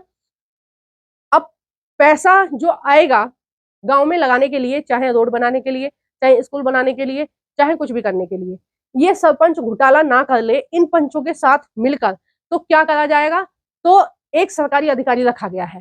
ठीक है, जिसको क्या बोलते हैं, सचिव। सचिव, इसको जनता नहीं चुनती है, इसका गवर्नमेंट एग्जाम वाला पेपर होता है। ठीक है, गवर्नमेंट भर्ती जो होती है उसी तरह से एक एग्जाम होता है और उससे सचिव की भर्ती होती है। ठीक है, इसमें वोट नहीं डालते हैं लोग, गवर्नमेंट अपनी तरफ से इसकी भर्ती करती है। ठीक है, इसका काम क्या है, इसका काम ये जांचना है कि सरकार के पास से कितना पैसा आया, कितना पैसा कहाँ लगा और किस किस हिसाब से लगा, और प्रधान ने कोई चोरी तो नहीं करी है। ठीक है, पैसे की घपलेबाजी तो नहीं करी है, ये सारा ब्यौरा देखा जाता है। ठीक है, ये जो सचिव है मेन रूप से कहाँ रहता है, गांव में रहना चाहिए लेकिन रहता नहीं है। ठीक है, रहना चाहिए गांव में लेकिन रहता नहीं है। और ये तो मैंने आपको अभी तक किताबी बात बताई। ठीक है, अब मैं अंदर की बात बताती हूँ, अंदर क्या चलता है। जब ऊपर से पैसा आता है तो सरपंच से ज्यादा इंटेलिजेंट, पंचों से ज्यादा इंटेलिजेंट कौन होता है, सचिव होता है। तो सचिव क्या करता है, कई बार, ठीक है, सारे सचिव एक जैसे नहीं होते, देखो सब भ्रष्टाचारी नहीं हो सकते, ये बात फैक्ट है। ठीक है, हर विभाग में कुछ ना कुछ लोग ईमानदार भी होते हैं, तो जो सचिव बेईमान होते हैं वो इनके साथ साठगांठ कर लेते हैं। ठीक है, और आराम से गड़बड़ घोटाला करते हैं। ठीक है, सरपंच से थोड़ा बहुत 10%, 20% या 50-50 कर लेते होंगे कि भाई मान लो 1 लाख रुपए लगाने के लिए आए हैं, 80,000 लगा देते हैं। ठीक है, 20,000 हम लोग बचा लेते हैं, तो 20,000 में से 10 तुम ले लेना, 10 मैं ले लूंगा। ठीक है, या फिर हम लोग क्या करते हैं, हम लोग 8-8 ले लेंगे और 500-500 कुछ इनको भी बांट देंगे। ठीक है, इस तरह से सब लोग मिलकर घोटाला कर लेते हैं, कुछ जगह, सब जगह नहीं। ठीक है, इतने ऐसा भी नहीं चल रहा कि बिल्कुल पूरा की पूरा देश करप्शन पे ही चल रहा है अपना, ऐसा भी नहीं है। बहुत सारे लोग ईमानदार भी होते हैं, देखो ईमानदार हर विभाग में मिलेंगे, बेईमान हर विभाग में मिलेंगे, और गद्दार भी हर घर में एक आध तो मिल ही जाएगा। ठीक है। तो ऐसा मत मान के चलना कि मैडम ऐसा बोल रही तो ऐसा होता है, लेकिन ज्यादातर जगह होता है, पुल बन रहे हैं, टूट रहे हैं, एक बारिश में ही पुल गिर के जा रहे हैं, ठीक है। थोड़ी सी बारिश हो गई तो सारी सड़क छिन्न भिन्न हो गई। तो भाई कहीं तो कहीं घोटाला हो रहा है। सरकार के यहाँ जो बिल पास हो रहा है वो सरकार मिट्टी की सड़क तो बनाने के लिए नहीं बोल रही, ठीक है, वो ऊपर से सीमेंट रोड़ी बजट को कुछ तो दे रही होगी, वो लग क्यों नहीं रहा है, वो ठीक से नहीं लग रहा है इसलिए टूट रहे हैं। अंग्रेजों के जमाने की बनी हुई आज भी पुल चल रहे हैं, और हमारे बिहार में इतने सारे पुल बने हैं हर बार, ठीक है, ऐसा कोई बारिश नहीं है जब एक आध पुल वहां ना टूटे, ये एक आम बात है। तो जब पहले से पता है कि एक बारिश में पुल टूट जाएगा, जरा सी नदी में बाढ़ आएगी पुल टूट जाएगा, तो पहले से उसे मजबूत क्यों नहीं बनाते हैं, क्योंकि सबको पता है नया पुल बनेगा तो सब मिल बांट के खाएंगे, ठीक है, ये भ्रष्टाचारी चल रहा है और क्या है। अब देखो आपको समझ में आ गया पंचायती राज क्या होता है, बहुत सरल वे में मैंने आपको समझा दिया। अब हम कहीं भी नहीं रुकेंगे, रुकेंगे कहाँ, जहां चैप्टर खत्म होगा, ठीक है। 1 मिनट थोड़ा सा पानी पीती हूँ।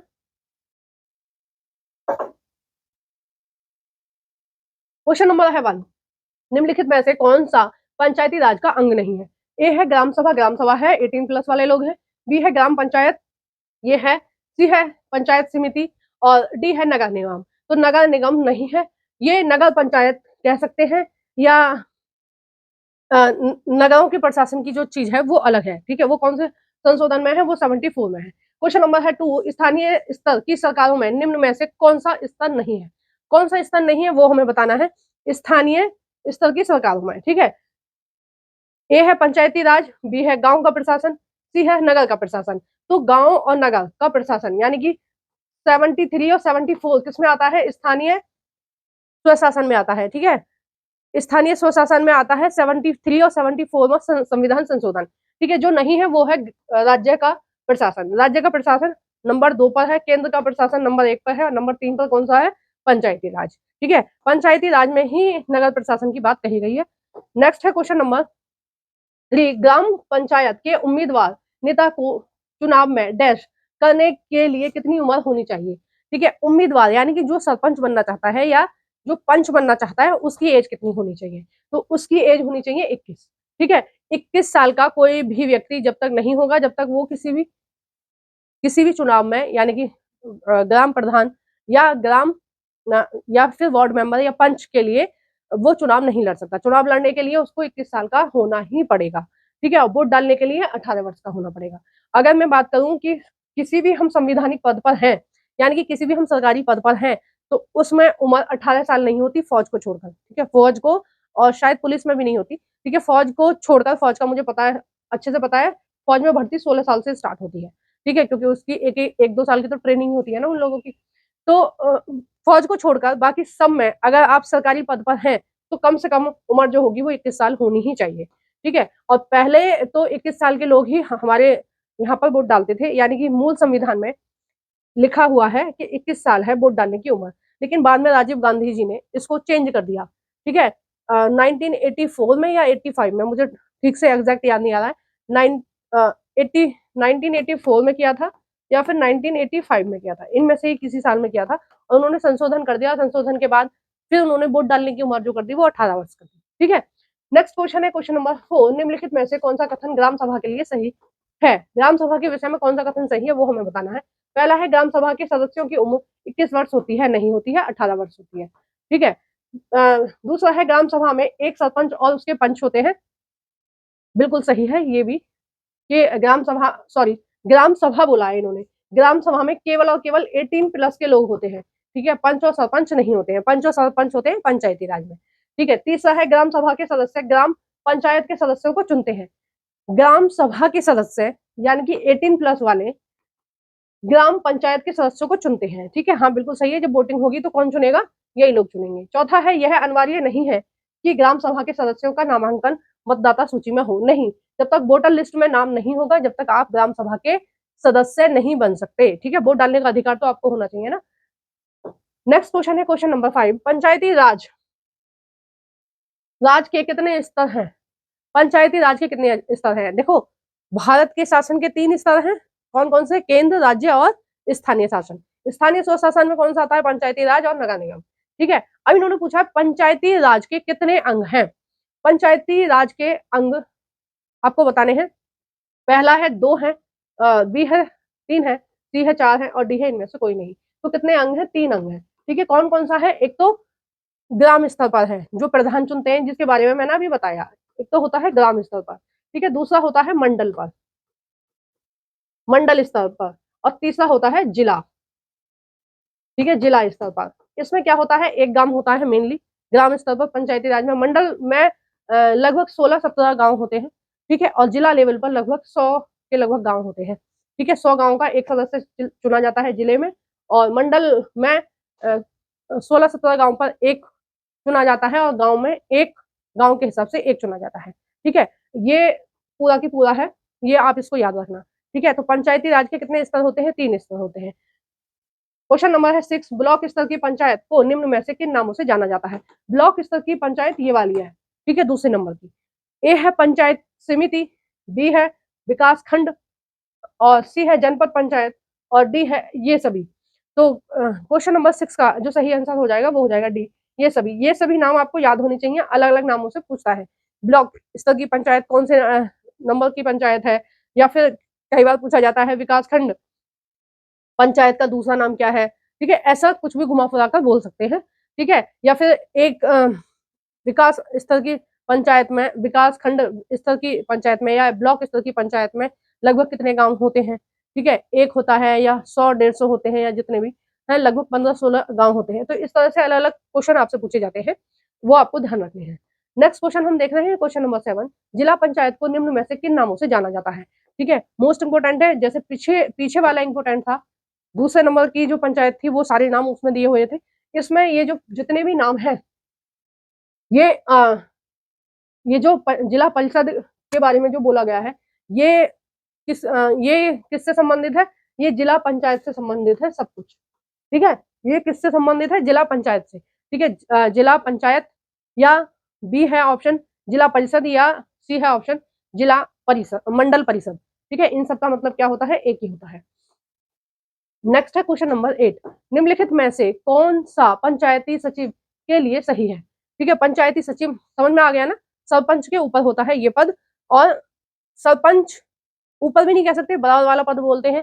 ये एक तरह से सरकार का प्रतिनिधित्व करता है गांव में, ठीक है, कौन कौन सी कार्रवाई हो रही है और उसका किस तरह से हो रही है, सरकार से जो पैसा हो रहा है किस तरह से उसका प्रयोग किया जा रहा है। ए है इसमें ग्राम सभा का सचिव, ग्राम सभा का भी सचिव होता है, ग्राम सभा का सचिव ग्राम सभा का भी सचिव होता है, ऐसा होगा इसमें, ग्राम सभा का सचिव ग्राम पंचायत का भी सचिव होता है, ठीक है। थोड़ी सी इसमें या तो टाइपिंग मिस्टेक है, या फिर जिस भी मॉडल पेपर से, जिस भी मतलब प्रीवियस पेपर से मैंने लिया है उसमें ऐसे ही लिखा होगा, ठीक है। तो दोनों का प्रतिनिधित्व कौन करता है? दोनों का ही प्रतिनिधित्व करता है सचिव, ठीक है, ग्राम सभा का भी और पंचायत का भी।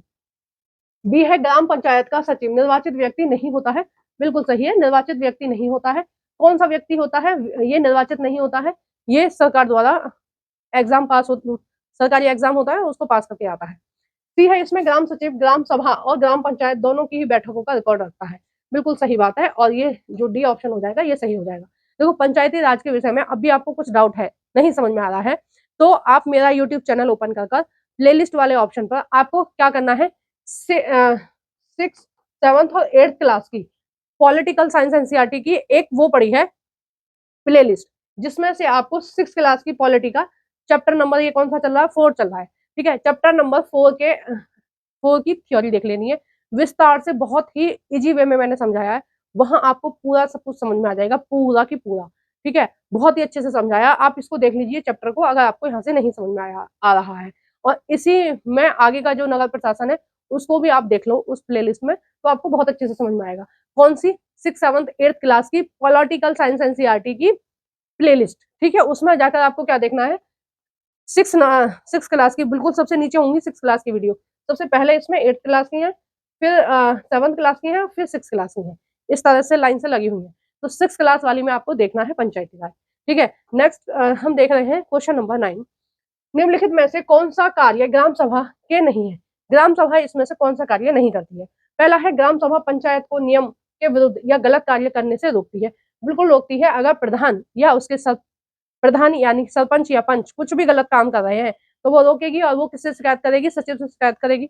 सचिव नहीं सुनेगा तो फिर डीएम से शिकायत करेगी, जो जिला लेवल पर मुख्य अधिकारी होता है उससे, कि भाई गांव में पैसा तो आता है, ये अपने अपने मोहल्लों में लगा लेते हैं, हमारे मोहल्ले में लगा नहीं रहे उस पैसे को, ठीक है, हमारे यहाँ रोड नहीं है और इनके यहाँ अच्छे से रोड बन गई, नालियां बन गई, तो हमारी तरफ भी तो लगाना चाहिए, क्योंकि देश पूरा जो भी पैसा आया है वो देश के सभी गाँव के लिए आया है, और गाँव जिस भी गाँव के लिए आया है पूरे गाँव में बनना चाहिए। ठीक है, ऐसा थोड़ी ना है कि आधे गाँव में बना लिया और जो गरीब लोग हैं उनकी तरफ को नहीं बनाया, या फिर प्रधान की जिन लोगों से लड़ाई है उनके घर के आगे छोड़ दी नाली या खरंजा कुछ भी, तो ऐसा तो नहीं चलेगा। ठीक है, तो वो अपनी शिकायत किसको कर सकते हैं, सचिव को कर सकते हैं या जिला अधिकारी को कर सकते हैं।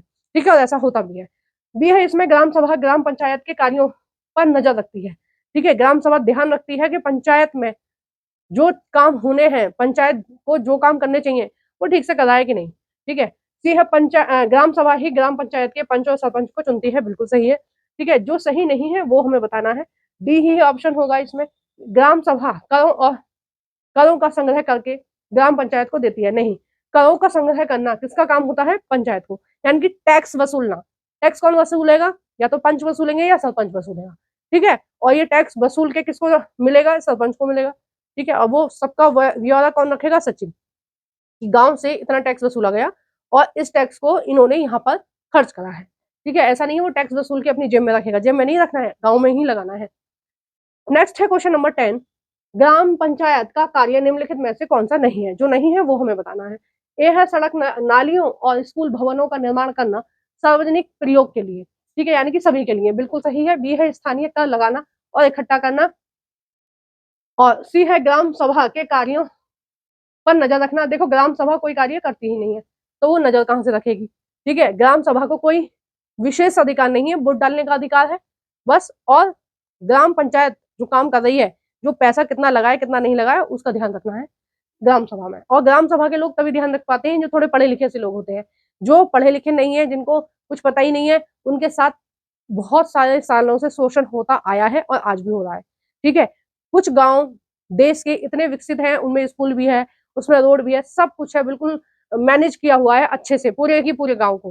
ठीक है, और वहाँ वाईफाई भी है, वहाँ लाइट भी है, सब कुछ है, पानी वानी सब कुछ है। और कुछ गांव आज भी ऐसे हैं कि उन गांव तक पहुंचने के लिए रोड भी नहीं बन पाई है। क्यों नहीं बन पाई है, क्योंकि वहां के लोग अनपढ़ हैं, उनको पता नहीं है कितना पैसा आया कितना पैसा लगा। सरपंच ऊपर से पैसा आता है, सरपंच और पंच मिलकर आपस में खा जाते हैं, कुछ सचिव को भी दे देते हैं और गांव में एक भी पैसा नहीं लगाते हैं। ठीक है, तो जो गांव पिछड़े रह गए हैं वो क्यों रह गए हैं, क्योंकि वहां पर लोग अवेयर नहीं है। ठीक है, वहां के लोगों को पता नहीं है कि कितना पैसा आया और कितना पैसा इन्होंने लगाया है। तो जब कोई पूछने वाला ही नहीं है तो कोई पैसा लगाता ही नहीं है, आराम से खा पी के बैठे हैं। ठीक है, जबकि कुछ गांव इतने ज्यादा डेवलपमेंट वहां हो चुका है, इतना ज्यादा विकास हो चुका है हद से ज्यादा। अब देखो, टैक्स तो सभी लोग देते हैं। ठीक है, कुछ भी आप सामान खरीद रहे हो तो टैक्स तो आपका जा ही रहा है, लेकिन अगर आपके यहाँ विकास नहीं हो रहा है तो ये चिंताजनक बात है, क्योंकि आप लोग अवेयर नहीं हो इसलिए। ठीक है, डी है गांव के बेरोजगार लोगों को रोजगार दिलाने के संबंध में सरकारी योजना लागू करना किसका काम है, पंचायती राज का कार्य है, बिल्कुल सही बात है। जो लोग बेरोजगार होते हैं उनकी एक लिस्ट बनाकर सरकार को दी जाती है कि भाई हमारे गांव में इतने लोग बेरोजगार है, इनको कहीं से नौकरी दिलाओ। तो नौकरी लेने के लिए सरकार ने कौन सी योजना चला रखी है, मनरेगा। ठीक है, मनरेगा नरेगा एक ही बात है, अब उसका नाम चेंज करके क्या कर दिया गया है, जी राम जी। ठीक है, कौन सा कर दिया गया है, जी राम जी। जी राम जी के तहत केवल उन्हीं बेरोजगार लोगों को नौकरी दी जाएगी जो गांव से है। ठीक है, जिनके पास कोई भी काम नहीं है उनको। नेक्स्ट क्वेश्चन है क्वेश्चन नंबर 11, निम्नलिखित में से देखो जी राम जी वाली जो योजना है ये 2025 में अभी संशोधन हुआ है उसमें। ठीक है, दिसंबर या नवंबर में संशोधन हुआ है, शायद दिसंबर में हुआ है संशोधन। ठीक है, जी राम जी वाली योजना है, अब बेरोजगारों को वही नौकरी देती है जो गांव से रिलेटेड है। निम्नलिखित में से ग्राम पंचायत की आमदनी के स्रोत कौन कौन से हैं, ग्राम पंचायत की आमदनी के स्रोत कौन कौन से हैं, यानी कहाँ से ग्राम पंचायत को पैसा मिलता है, यानी कि प्रधान को कहाँ से पैसा मिलता है जो वो खर्च कर पाता है। पहला है घरों और बाजारों द्वारा लगाए जाने वाले कर से मिलने वाली राशि। ठीक है, जो थोड़ा बहुत टैक्स सरकार लगाती है उसको वसूलता कौन है, पंचायत। ठीक है, पंचायत में कौन होता है, प्रधान और उसके पंच। ठीक है, बी है समुदाय के कामों के लिए मिलने वाला दान। कई बार क्या होता है, रईस लोग दान कर देते हैं कि भाई हम गरीब बच्चों के स्कूल के लिए दान कर रहे हैं, गांव की रोड के लिए दान कर रहे हैं। कई लोग पढ़ लिख जाते हैं, गांव से बाहर चले जाते हैं, तो गांव के लिए दान कर देते हैं कि भाई गांव के उत्थान के लिए ये पैसे हमें देने हैं, 1 लाख 2 लाख 3 लाख जो भी उनकी श्रद्धा है। ठीक है, बहुत लोग करते हैं, ऐसा नहीं है नहीं करते, करते हैं।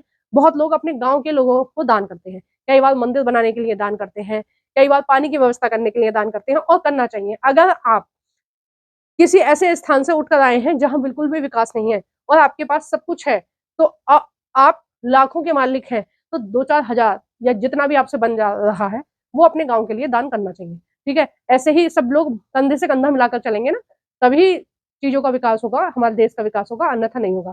देखो जहां पर जब हम शहर में सेटल हुए तो वहां पर क्या था, वहां कोई व्यवस्था नहीं थी पानी की, बिजली की। ऐसे जो प्लॉटिंग हुई थी ना, वो जंगल में जैसे प्लॉटिंग हो जाती है, उस तरह का माहौल था।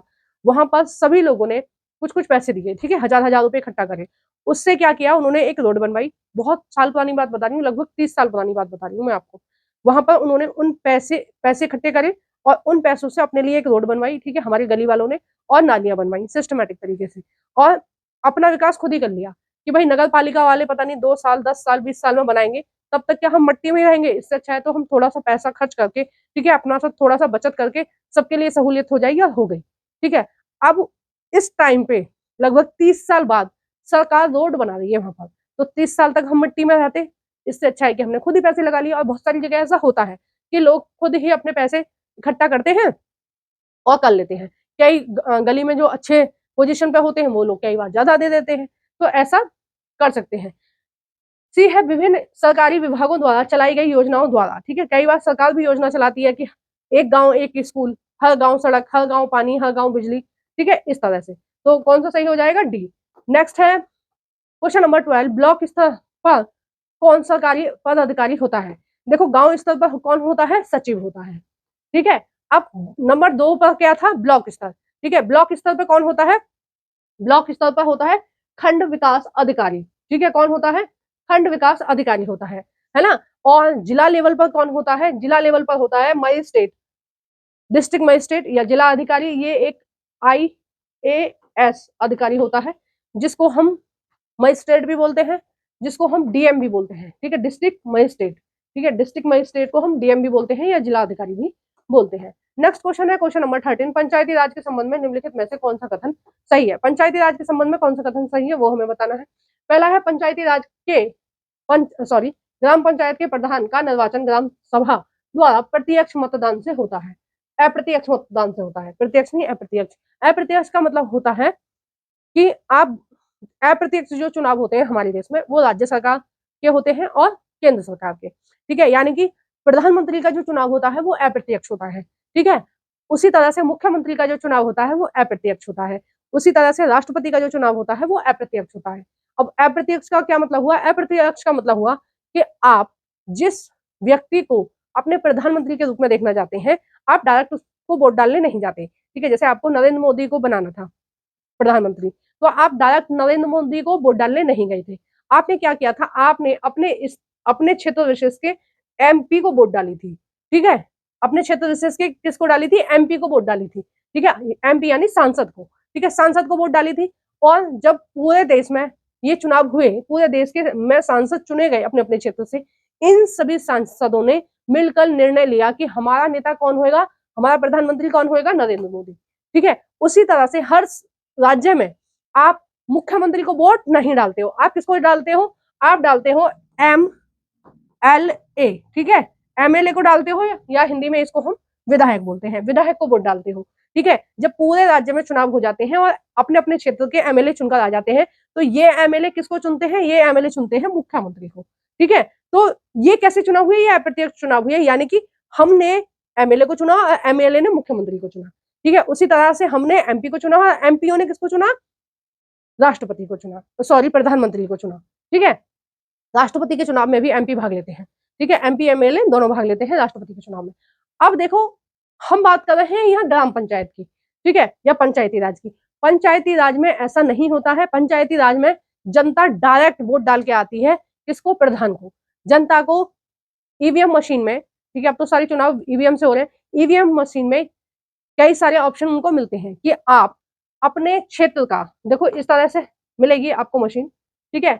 उसमें आपको चुनना है कि आप अपने क्षेत्र का प्रधान किसको बनाना चाहते हैं, पंच किसको बनाना चाहते हैं, और आप अपने क्षेत्र का, ये क्या था, मंडल समिति का किसको बनाना चाहते हैं, ठीक है, या ब्लॉक किसको, ब्लॉक से आप किसको चुनना चाहते हैं।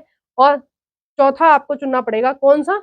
जिले का वो जिला लेवल पर जो पंचायत होती है उसको जिला समिति, ठीक है, जिला समिति को चुनना पड़ेगा। यानी कि एक साथ आपको 4 लोगों का चुनना पड़ेगा। ये पहले अलग अलग होते थे चुनाव, लेकिन ये जो बीजेपी की सरकार है इसने क्या किया, बहुत सारी चुनावों को जोड़ने की कोशिश करी है ताकि जनता का पैसा ज्यादा खर्च ना हो। ठीक है, क्योंकि चुनाव कोई भी हो, टैक्स तुम्हारा ही खर्च होना है। कोई भी प्रधानमंत्री, कोई भी राष्ट्रपति अपनी जेब से पैसा नहीं लगा रहा है। ठीक है, तो पैसे आपके ही खर्च होंगे, इसलिए 4 लोगों का 4 सीट, मतलब 4 पदों का चुनाव एक साथ होता है पंचायती राज में। ठीक है, तो इसमें क्या था, ग्राम पंचायत के प्रधान का निर्वाचन ग्राम सभा द्वारा अप्रत्यक्ष रूप से किया जाता है, नहीं प्रत्यक्ष रूप से किया जाता है, वो खुद चुनते हैं। ठीक है, ऐसा नहीं है कि वो पंच को चुने और पंच सरपंच को चुने, ऐसा नहीं होता है, वो खुद ही चुनते हैं।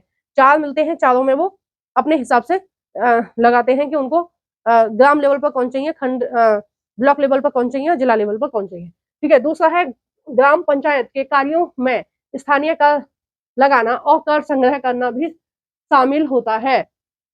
ठीक है, तीसरा है ग्राम पंचायत को अधिकतम धन केंद्र सरकार के अनुदानों से प्राप्त होता है, जिसमें राज्य की महत्वपूर्ण भूमिका होती है। ठीक है, चौथा है पंचायती राज एक शक्तिशाली लोकतांत्रिक उदाहरण है। ठीक है, लोकतंत्र को शक्तिशाली बनाने के लिए क्या किया गया था, पंचायती राज स्टार्ट किया गया था। तो देखो इसका जो ऑप्शन होगा वो कौन सा होगा, देखो इसमें ये पहला वाला तो गलत है। ग्राम पंचायत के प्रधान का निर्वाचन ग्राम सभा द्वारा अप्रत्यक्ष रूप से होता है, तो देखो ये तो होता है प्रत्यक्ष रूप से, तो पहला गलत है और इसमें बाकी सारे सही हैं।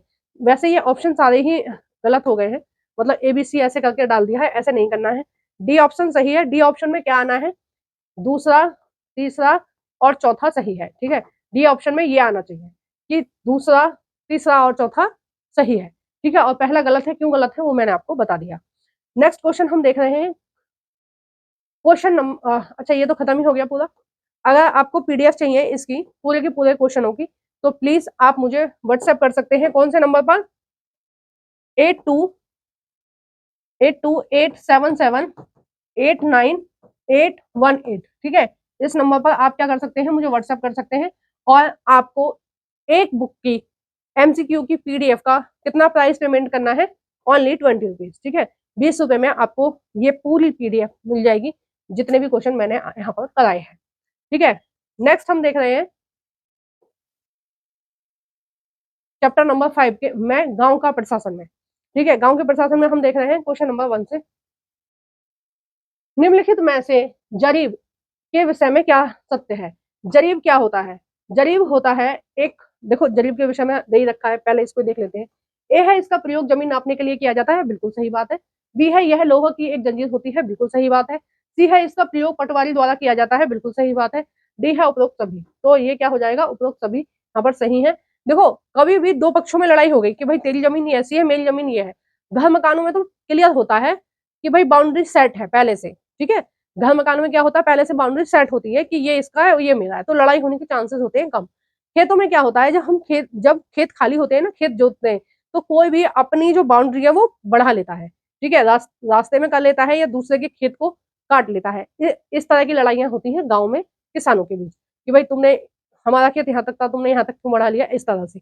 या फिर भाई भाइयों के बंटवारे में हो जाता है गड़बड़ कि हमारा हिस्सा इतना बनता है, तुमने अपना खेत इतना ज्यादा बढ़ा रखा है, हमको कम दे रखा है। तो इस तरह का जो लेखा जोखा होता है खेतों का, कि कौन सा खेत किसके नाम है और कितना है। ठीक है, इसका हिसाब कौन रखता है, लेखपाल रखता है, जिसको हम पटवारी भी बोलते हैं। लेखपाल या पटवारी एक ही बात है। ठीक है, इसको लेखपाल या पटवारी या कानून को भी बोलते हैं। ठीक है, कई नामों से जाना जाता है, लेकिन आपकी बुक में पटवारी लिखा है तो आप पटवारी ही याद रखना। एक गांव का लगभग एक होता है। ठीक है, लगभग एक गांव का एक होता है। कई बार एक पटवारी के पास दो दो गांव भी होते हैं, जैसे गांव छोटे हैं तो दो दो गांव दे दिया, 3 गांव दे दिए पटवारी को, ऐसा होता है। लेकिन एक गांव पे एक पटवारी फिक्स होता है, कई बार 2 भी उनको दे दिए जाते हैं। ये मतलब बहुत रियल केस होते हैं कि 2 या 3 दे दिए उनको। ठीक है, तो ये जो पटवारी होता है ये क्या करता है, पूरे उसका लेखा जोखा लगता है, प्लस इसके पास इसको ये भी पता होता है, हर 6 महीने में ये अपना डाटा अपडेट करता है कि कौन सा खेत किसके नाम है और उसके माता पिता का क्या नाम है और उसके खेत में कौन सी फसल बोई गई है। तो पटवारियों के जरिए सरकार को ये पता होता है कि इस साल लगभग कितना गेहूं पैदा होगा। ठीक है, इस साल लगभग कितनी मक्का पैदा होगी, कौन सी फसल कितनी पैदा होगी। तो उसी आंकड़े के हिसाब से सरकार क्या करती है कि हम इतना निर्यात कर सकते हैं, यानी कि बाहर वाले देशों को बेच सकते हैं, क्योंकि इस बार तो ये वाली फसल ज्यादा बोई है किसानों ने, तो ज्यादा होगा, हमारा खाने का खर्च इतना ही है, तो बेच देंगे बाहर। या फिर इस साल इतनी फसल होगी तो इतने 150 करोड़ लोग हैं, उनको खाने के लिए कम पड़ सकती है, तो क्या करें, बाहर से सामान को खरीद ले। फिर पटवारी ये भी ध्यान रखता है कि कौन से क्षेत्र में बाढ़ आई, उनके गांव में बाढ़ आई तो कितना नुकसान हुआ। तो जब मुआवजे का पैसा आता है तो सबको बराबर बराबर नहीं बढ़ता है, जिसके खेत में जितना नुकसान हुआ है पटवारी उसको उतने ही पैसे की मुआवजा देने की बात करता है, यानी कि मुआवजा उसको दिलवाता है। ठीक है, तो ये सब काम कौन करता है? पटवारी करता है। तो इसके पास क्या होता है? नापने के लिए पहले एक लोहे की जंजीर हुआ करती थी, अभी तो फीता होता है, पैमाना होता है अब तो। पहले पैमाना जैसी चीज नहीं होती थी, एक जंजीर होती थी लोहे की, उससे वो नापता था खेत को कि किसका खेत कितना है। ठीक है, नेक्स्ट देख रहे हैं क्वेश्चन नंबर 2। हिंदू हिंदू उत्तराधिकारी संशोधन अधिनियम 1905 के बारे में निम्नलिखित में से कौन सा कथन असत्य है वो हमें बताना है। देखो 2005 में एक नियम आया, हिंदू उत्तराधिकारी संशोधन अधिनियम। इस अधिनियम में क्या है? इस अधिनियम में है कि 2005 से पहले क्या नियम था? 2005 से पहले नियम था कि बाप की या पिता की जो संपत्ति है, पिता की जो संपत्ति है वो उसके बेटों में बटेगी। ठीक है, बेटों में बटेगी मतलब अगर इस आदमी के 2 बेटियां हैं और 3 बेटे हैं और एक इसकी वाइफ है, ठीक है, यानी कि इसकी जब इसकी मृत्यु होगी तो इसकी प्रॉपर्टी 2 बेटियों को नहीं मिलेगी, पत्नी को नहीं मिलेगी, केवल किसको मिलेगी? केवल लड़कों को मिलेगी। और अगर लड़के ना हो तो भाई ऐसा भी तो हो सकता है किसी के पास लड़के ना हो, ठीक है, अगर लड़के ना हो तो उसके भाई के बच्चों को मिलेगी, भाई को मिलेगी या भाई के बच्चों को मिलेगी। यानी कि जो जमीन ट्रांसफर होती थी वो लड़के की जमीन उस मतलब उस व्यक्ति की जमीन उस व्यक्ति के बेटों को बंटती थी या उनके भाई वगैरह जो भी है उनको बंटती थी। ठीक है, लड़कियों को नहीं मिलता था कुछ भी और माँ को कुछ नहीं मिलता था। ठीक है, जो विधवा हो जाएगी वो बेचारी ऐसे ही लोगों से मदद मांगेगी, इन बेटों से मदद मांगेगी, भाई तुम्हारी पिता की संपत्ति तुम्हारे पास है तो थोड़ा सा मुझे भी रोटी वोटी दे दो। तो विधवा होने के बाद इस महिला की जीवन जो है पूरी तरह से खराब हो जाता था और अगर लड़कियां कुंवारी हैं तो उनकी शादी की भी समस्या होती थी। तो 2005 में ये नियम लेके आए कि जो व्यक्ति है अगर उसकी मृत्यु हो गई तो उसकी प्रॉपर्टी इन सब में बराबर बराबर बटेगी, इन सब में, इन दोनों बेटियों में, इन तीनों बेटों में और इस पत्नी में। यानी कि ये जो आप देख रहे हैं अभी अभी जो नियम चल रहे हैं वो क्या है? किसी आदमी की अगर मृत्यु होती है, मान लो किसी आदमी पर 1000 गज जमीन है, ठीक है, शहर में या गांव में, ठीक है, उसके पास कितनी जमीन है? 1000 गज जमीन है। ठीक है, अब उस एक आदमी के पास है, अब उसके कितने बच्चे थे? उसके 3 बच्चे थे, 3 बच्चों में एक बेटी थी, ठीक है, 2 उसके लड़के थे, एक उसकी पत्नी। ठीक है, एक आदमी के ये परिवार के सदस्य हैं। अगर अब इस आदमी की मृत्यु होती है तो इस बेटी को भी मिलेगा, इन दोनों बेटों को भी मिलेगा और इसको भी मिलेगा। तो ये कितने हो गए? 2 और 2 4, तो इसके 4 हिस्से हो जाएंगे, यानी कि 250-250 गज जमीन इन चारों को मिलेगी। ठीक है, ये तो ये हुआ। अब देखो गांव में जो जमीन है अभी भी उसमें क्या है कि जो विवाहिता है, जिन लड़कियों की शादी हो गई है, उनको हिस्सा नहीं मिलता है गांव की जमीन में।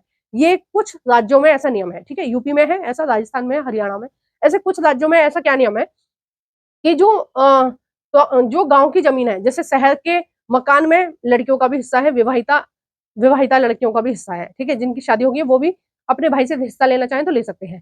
ठीक है, लेकिन क्या है, गांव की जमीन में से हिस्सा नहीं लेते। यूपी में ये नियम है कि अगर लड़की की शादी हो गई है तो वो अपने भाई की जमीन में से हिस्सा नहीं ले सकती। ठीक है, अगर शादी नहीं हुई है तो फिर हिस्सा लेगी वो, उसके पिता की मृत्यु हो गई और सारी की सारी प्रॉपर्टी अब किस में बटेगी? उसके भाइयों में, उसमें और उसके भाइयों में, माता में और उसमें, ठीक है, उन सब में बटेगी। और शादी हो गई तो उसको गांव की जमीन में से कुछ नहीं मिलेगा, गांव के घर में उसका हिस्सा है, शहर में कोई प्रॉपर्टी है उसमें हिस्सा है। तो आपको समझ में आया कि 2005 में कितना बढ़िया कानून बनाया गया। कई बार क्या होता था, अगर लड़के नालायक निकल गए तो अपनी बहनों को ऐसी छोड़ देते थे कि ना तो हम शादी कर रहे हैं ना कुछ कर रहे हैं। कई बार सास बहू की नहीं बन रही तो क्या हो गया, सारी प्रॉपर्टी लेके बहू बैठ गई, बेटा के नाम आ गई तो बहू को भी मिल गई वो। ठीक है, बेटा बहू अलग थोड़ी है, बेटा बहू उस सारी प्रॉपर्टी को लेके अलग हो गए और बुढ़िया को घर से बाहर निकाल दिया। लेकिन अब क्या हो गया है, माँ को भी मिलेगी, यानी कि बहू ना चाहते हुए भी उस बुढ़िया की सेवा करेगी। क्यों? क्योंकि उसको वो प्रॉपर्टी लेनी है। ठीक है, देखो ज्यादातर लोग लालच से ही सेवा करते हैं, ज्यादातर लोग। ठीक है, ज्यादातर लोग इसी चक्कर में रहते हैं कि अगर हम सेवा करेंगे हमको दे जाएंगी अम्मा, ये घर परिवार है ना। और हमारे देश में एक बड़ी संख्या में लोग ऐसे भी हैं जो अपना धर्म मानते हैं कि पैसा हो या ना हो पर हम सेवा करेंगे। ठीक है, लेकिन ऐसे लोग कम ही मिलते हैं, ज्यादातर लोग लालची हैं, लालच के हिसाब से ही सेवा करते हैं। अगर लालच नहीं होता तो ये 2005 में नियम आता ही नहीं कि भाई सेवा तो कर ही रहे।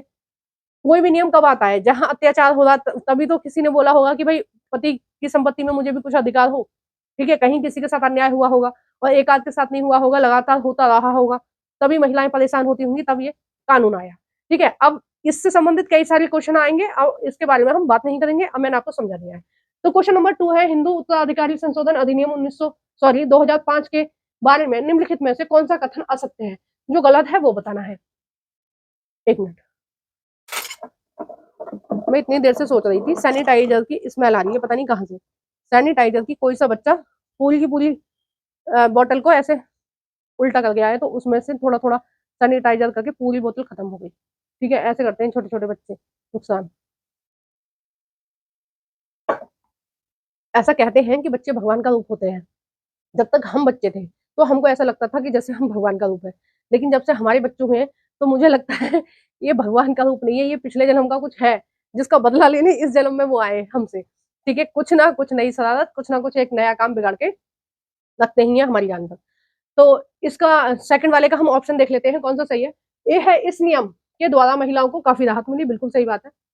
बी है, इस नियम के अनुसार व्यक्ति की मृत्यु के बाद उसकी संपत्ति में बेटा बेटी और उसकी मां को बराबर का हिस्सा मिलेगा, बिल्कुल सही बात है। सी है, यह नियम भारत के सभी नागरिकों पर लागू है।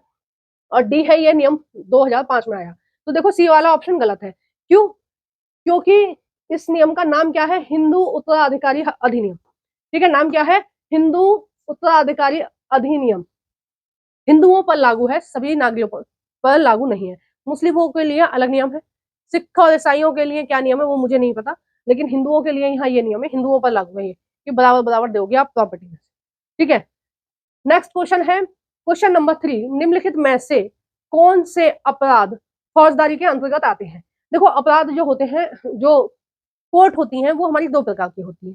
एक तो होती है जब जो जहां पर हमारे अधिकारों का हनन होता है, पहले नंबर की। ठीक है, दूसरे नंबर की होती है फौजदारी। ठीक है, फौजदारी जो मुकदमे होते हैं वो कौन से होते हैं? चोरी से संबंधित, दुर्घटना यानी कि मारपीट हो गई या एक्सीडेंट हो गया, मारपीट, और इसमें तलाक भी आता है। ठीक है, इसमें क्या आता है? तलाक भी आता है, तलाक भी इसमें ही आता है। ठीक है, सॉरी तलाक नहीं, इसमें दहेज, हाँ दहेज भी इसमें ही आता है। ठीक है, फौजदारी में। तो ये सब किसके उदाहरण है? ये सब फौजदारी या अपराध, ये सारे अपराध किसके अंतर्गत आते हैं? फौजदारी के अंतर्गत आते हैं। ठीक है, नेक्स्ट क्वेश्चन है, क्वेश्चन नंबर 4, निम्नलिखित में से कौन सा कार्य राजस्व विभाग का नहीं है? राजस्व विभाग कौन होता है? जो टैक्स वसूलता है, उसको बोलते हैं राजस्व विभाग। ठीक है, कौन सा कार्य राजस्व विभाग का नहीं है? और राजस्व विभाग किसको बोलते हैं? जो जमीन से संबंधित टैक्स लेते हैं। ठीक है, जो गांव की जमीन पर जो खेती बाड़ी का जो टैक्स लेते हैं उससे संबंधित। ठीक है, तो कौन सा इसमें उससे संबंधित नहीं है? ए है, भूमि का रिकॉर्ड रखना, राजस्व विभाग का कार्य नहीं है, तो ये वाला जो नहीं है वो हमें बताना है, ये तो है। ठीक है, बी है, भूमि कर वसूलना, सी है, भूमि पर कर लगाना, और डी है, गांव के लोगों सरकारी योजनाओं का लाभ दिलाना।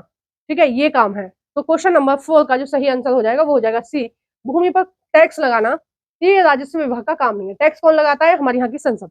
ठीक है, संसद निर्धारित करेगी कि लोगों पर कितना टैक्स लगाया जाएगा, यानी कि जनता पर कितना टैक्स लगाया जाएगा। नेक्स्ट क्वेश्चन है, क्वेश्चन नंबर 5, निम्नलिखित में से कौन सा कार्य एक पटवारी के संबंध से संबंधित कार्य है?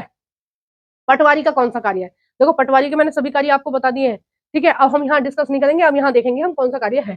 पहला कार्य, गांव की जमीन का रिकॉर्ड रखना, बिल्कुल सही बात है। पूरा ब्यौरा होता है, किसके नाम कौन सी जमीन है, किसने अपने खेत में क्या फसल बोई है, हर 6 महीने में ये अपना रिकॉर्ड जो है वो अपडेट करता है। ठीक है, दूसरा है, किसानों से राजस्व संग्रह करना, यानी कि टैक्स वसूलने का काम। ठीक है, तीसरा है, देखो ये राजस्व विभाग का अधिकारी भी हम इसको बोल सकते हैं, पटवारी को।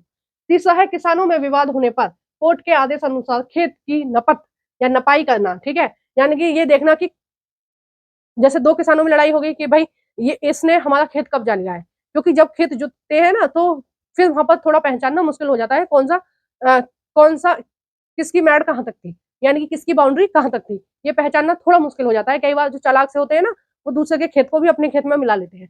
ठीक है, यानी कि उसकी इतनी जमीन घेर ली या इतनी जमीन घेर ली, ऐसे करके जमीन घेर लेते हैं।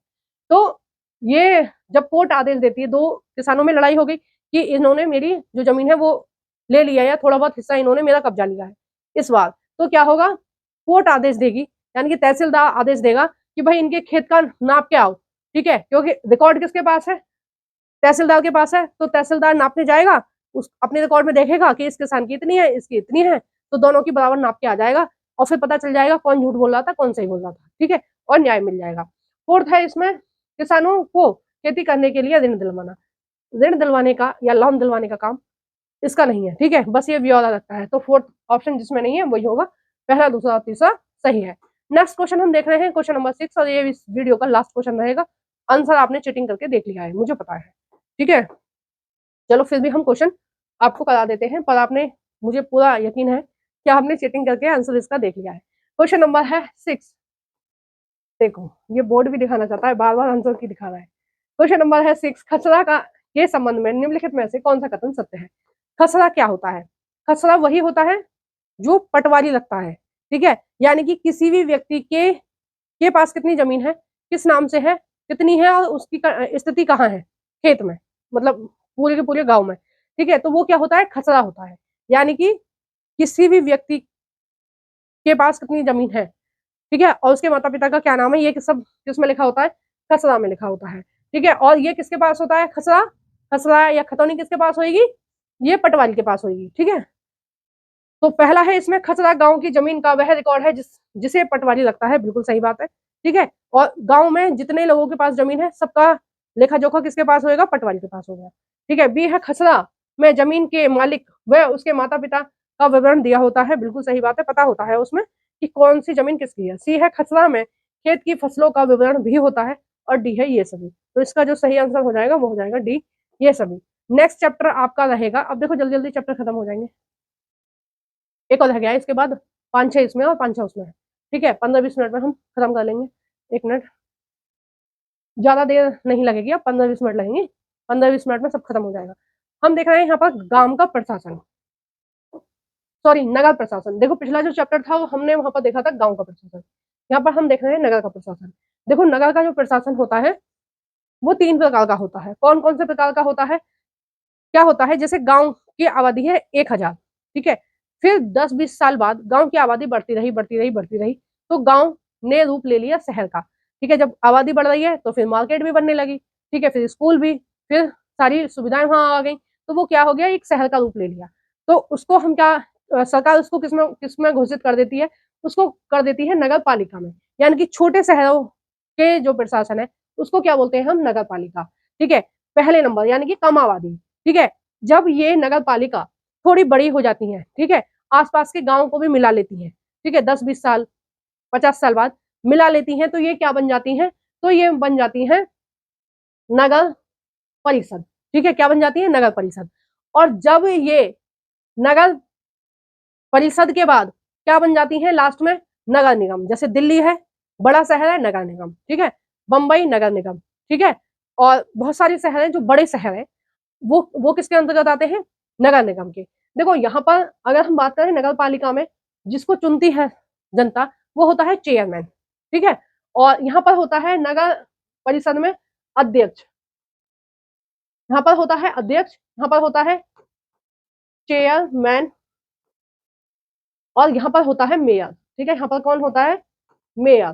ठीक है, और जो सदस्य होते हैं उनको बोलते हैं पार्षद। ठीक है, जैसे वहां क्या था, पंच था और वो सॉरी सरपंच था एक और पंच थे। ठीक है, वैसे ही यहाँ पर क्या होता है, अलग अलग जनसंख्या के हिसाब से अलग अलग बनाए हुए हैं।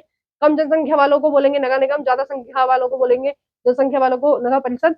और ज्यादा, बहुत ज्यादा बड़े नगर हैं, अगर करोड़ों की आबादी रह रही है वहां पर, तो उनको बोलेंगे नगर निगम। ठीक है, तो कम जनसंख्या वाले नगर पालिका, उससे ज्यादा जनसंख्या वाले नगर परिषद, और बहुत ज्यादा जनसंख्या वाले नगर निगम। ठीक है, तो इन सबके जो बड़े पद हैं ये मैंने बता दिए। और गांव में इस पद को क्या बोलेंगे, प्रधान। प्रधान, या कई जगह क्या बोलते हैं, सरपंच। ठीक है, आगे समझ में। अब देखो इन्होंने बोला है कि सही क्रम से लगाना है आंसर, तो मैंने आपको बता ही दिया, नगर प्रशासन को सही क्रम में लगाना है। तो पहला क्रम कौन सा है, नगर पालिका, दूसरा, फिर पहला और तीसरा। ठीक है, पहला वाला जो है वो आंसर सही हो जाएगा। नेक्स्ट क्वेश्चन हम देख रहे हैं, क्वेश्चन नंबर 2, नगर निगम पार्षद कौन होता है। देखो पार्षद बिल्कुल वैसे ही होता है शहर में जैसे गांव में कौन होता है, पंच। ठीक है, पंच जो थे, या जिनको हम वार्ड मेंबर भी बोलते हैं, जो पंच होता है ना, उसको ही शहरों में उस पद को क्या बोलते हैं, पार्षद बोलते हैं। ठीक है, नगर निगम पार्षद कौन होता है? ए है, यह नगर का वार्ड मेंबर होता है। ठीक है, बिल्कुल सही बात है। बी है, नगर निगम को जनता प्रत्यक्ष रूप से चुनती है। हाँ, जनता खुद ही वोट डाल के आती है, ऐसा नहीं है कोई और चुनता है, जनता खुद ही वोट डाल के आती है। सी है, नगर पार्षद वार्ड की बिजली, पानी या साफ सफाई से संबंधित समस्याओं को हल करता है।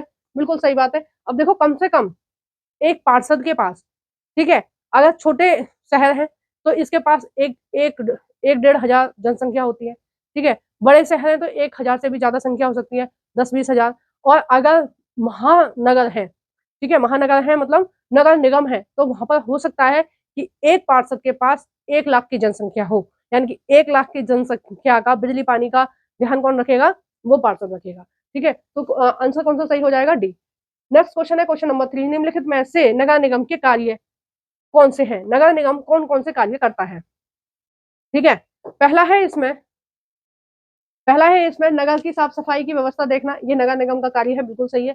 दूसरा है नगर की सड़कें व्यवस्था दुरुस्त करना, ये नगर का कार्य है, बिल्कुल सही है।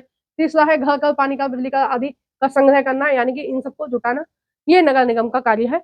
और लास्ट है इसमें फोर्थ, नगर में चिकित्सा सुविधा मुहैया कराना, ये नगर निगम का कार्य है।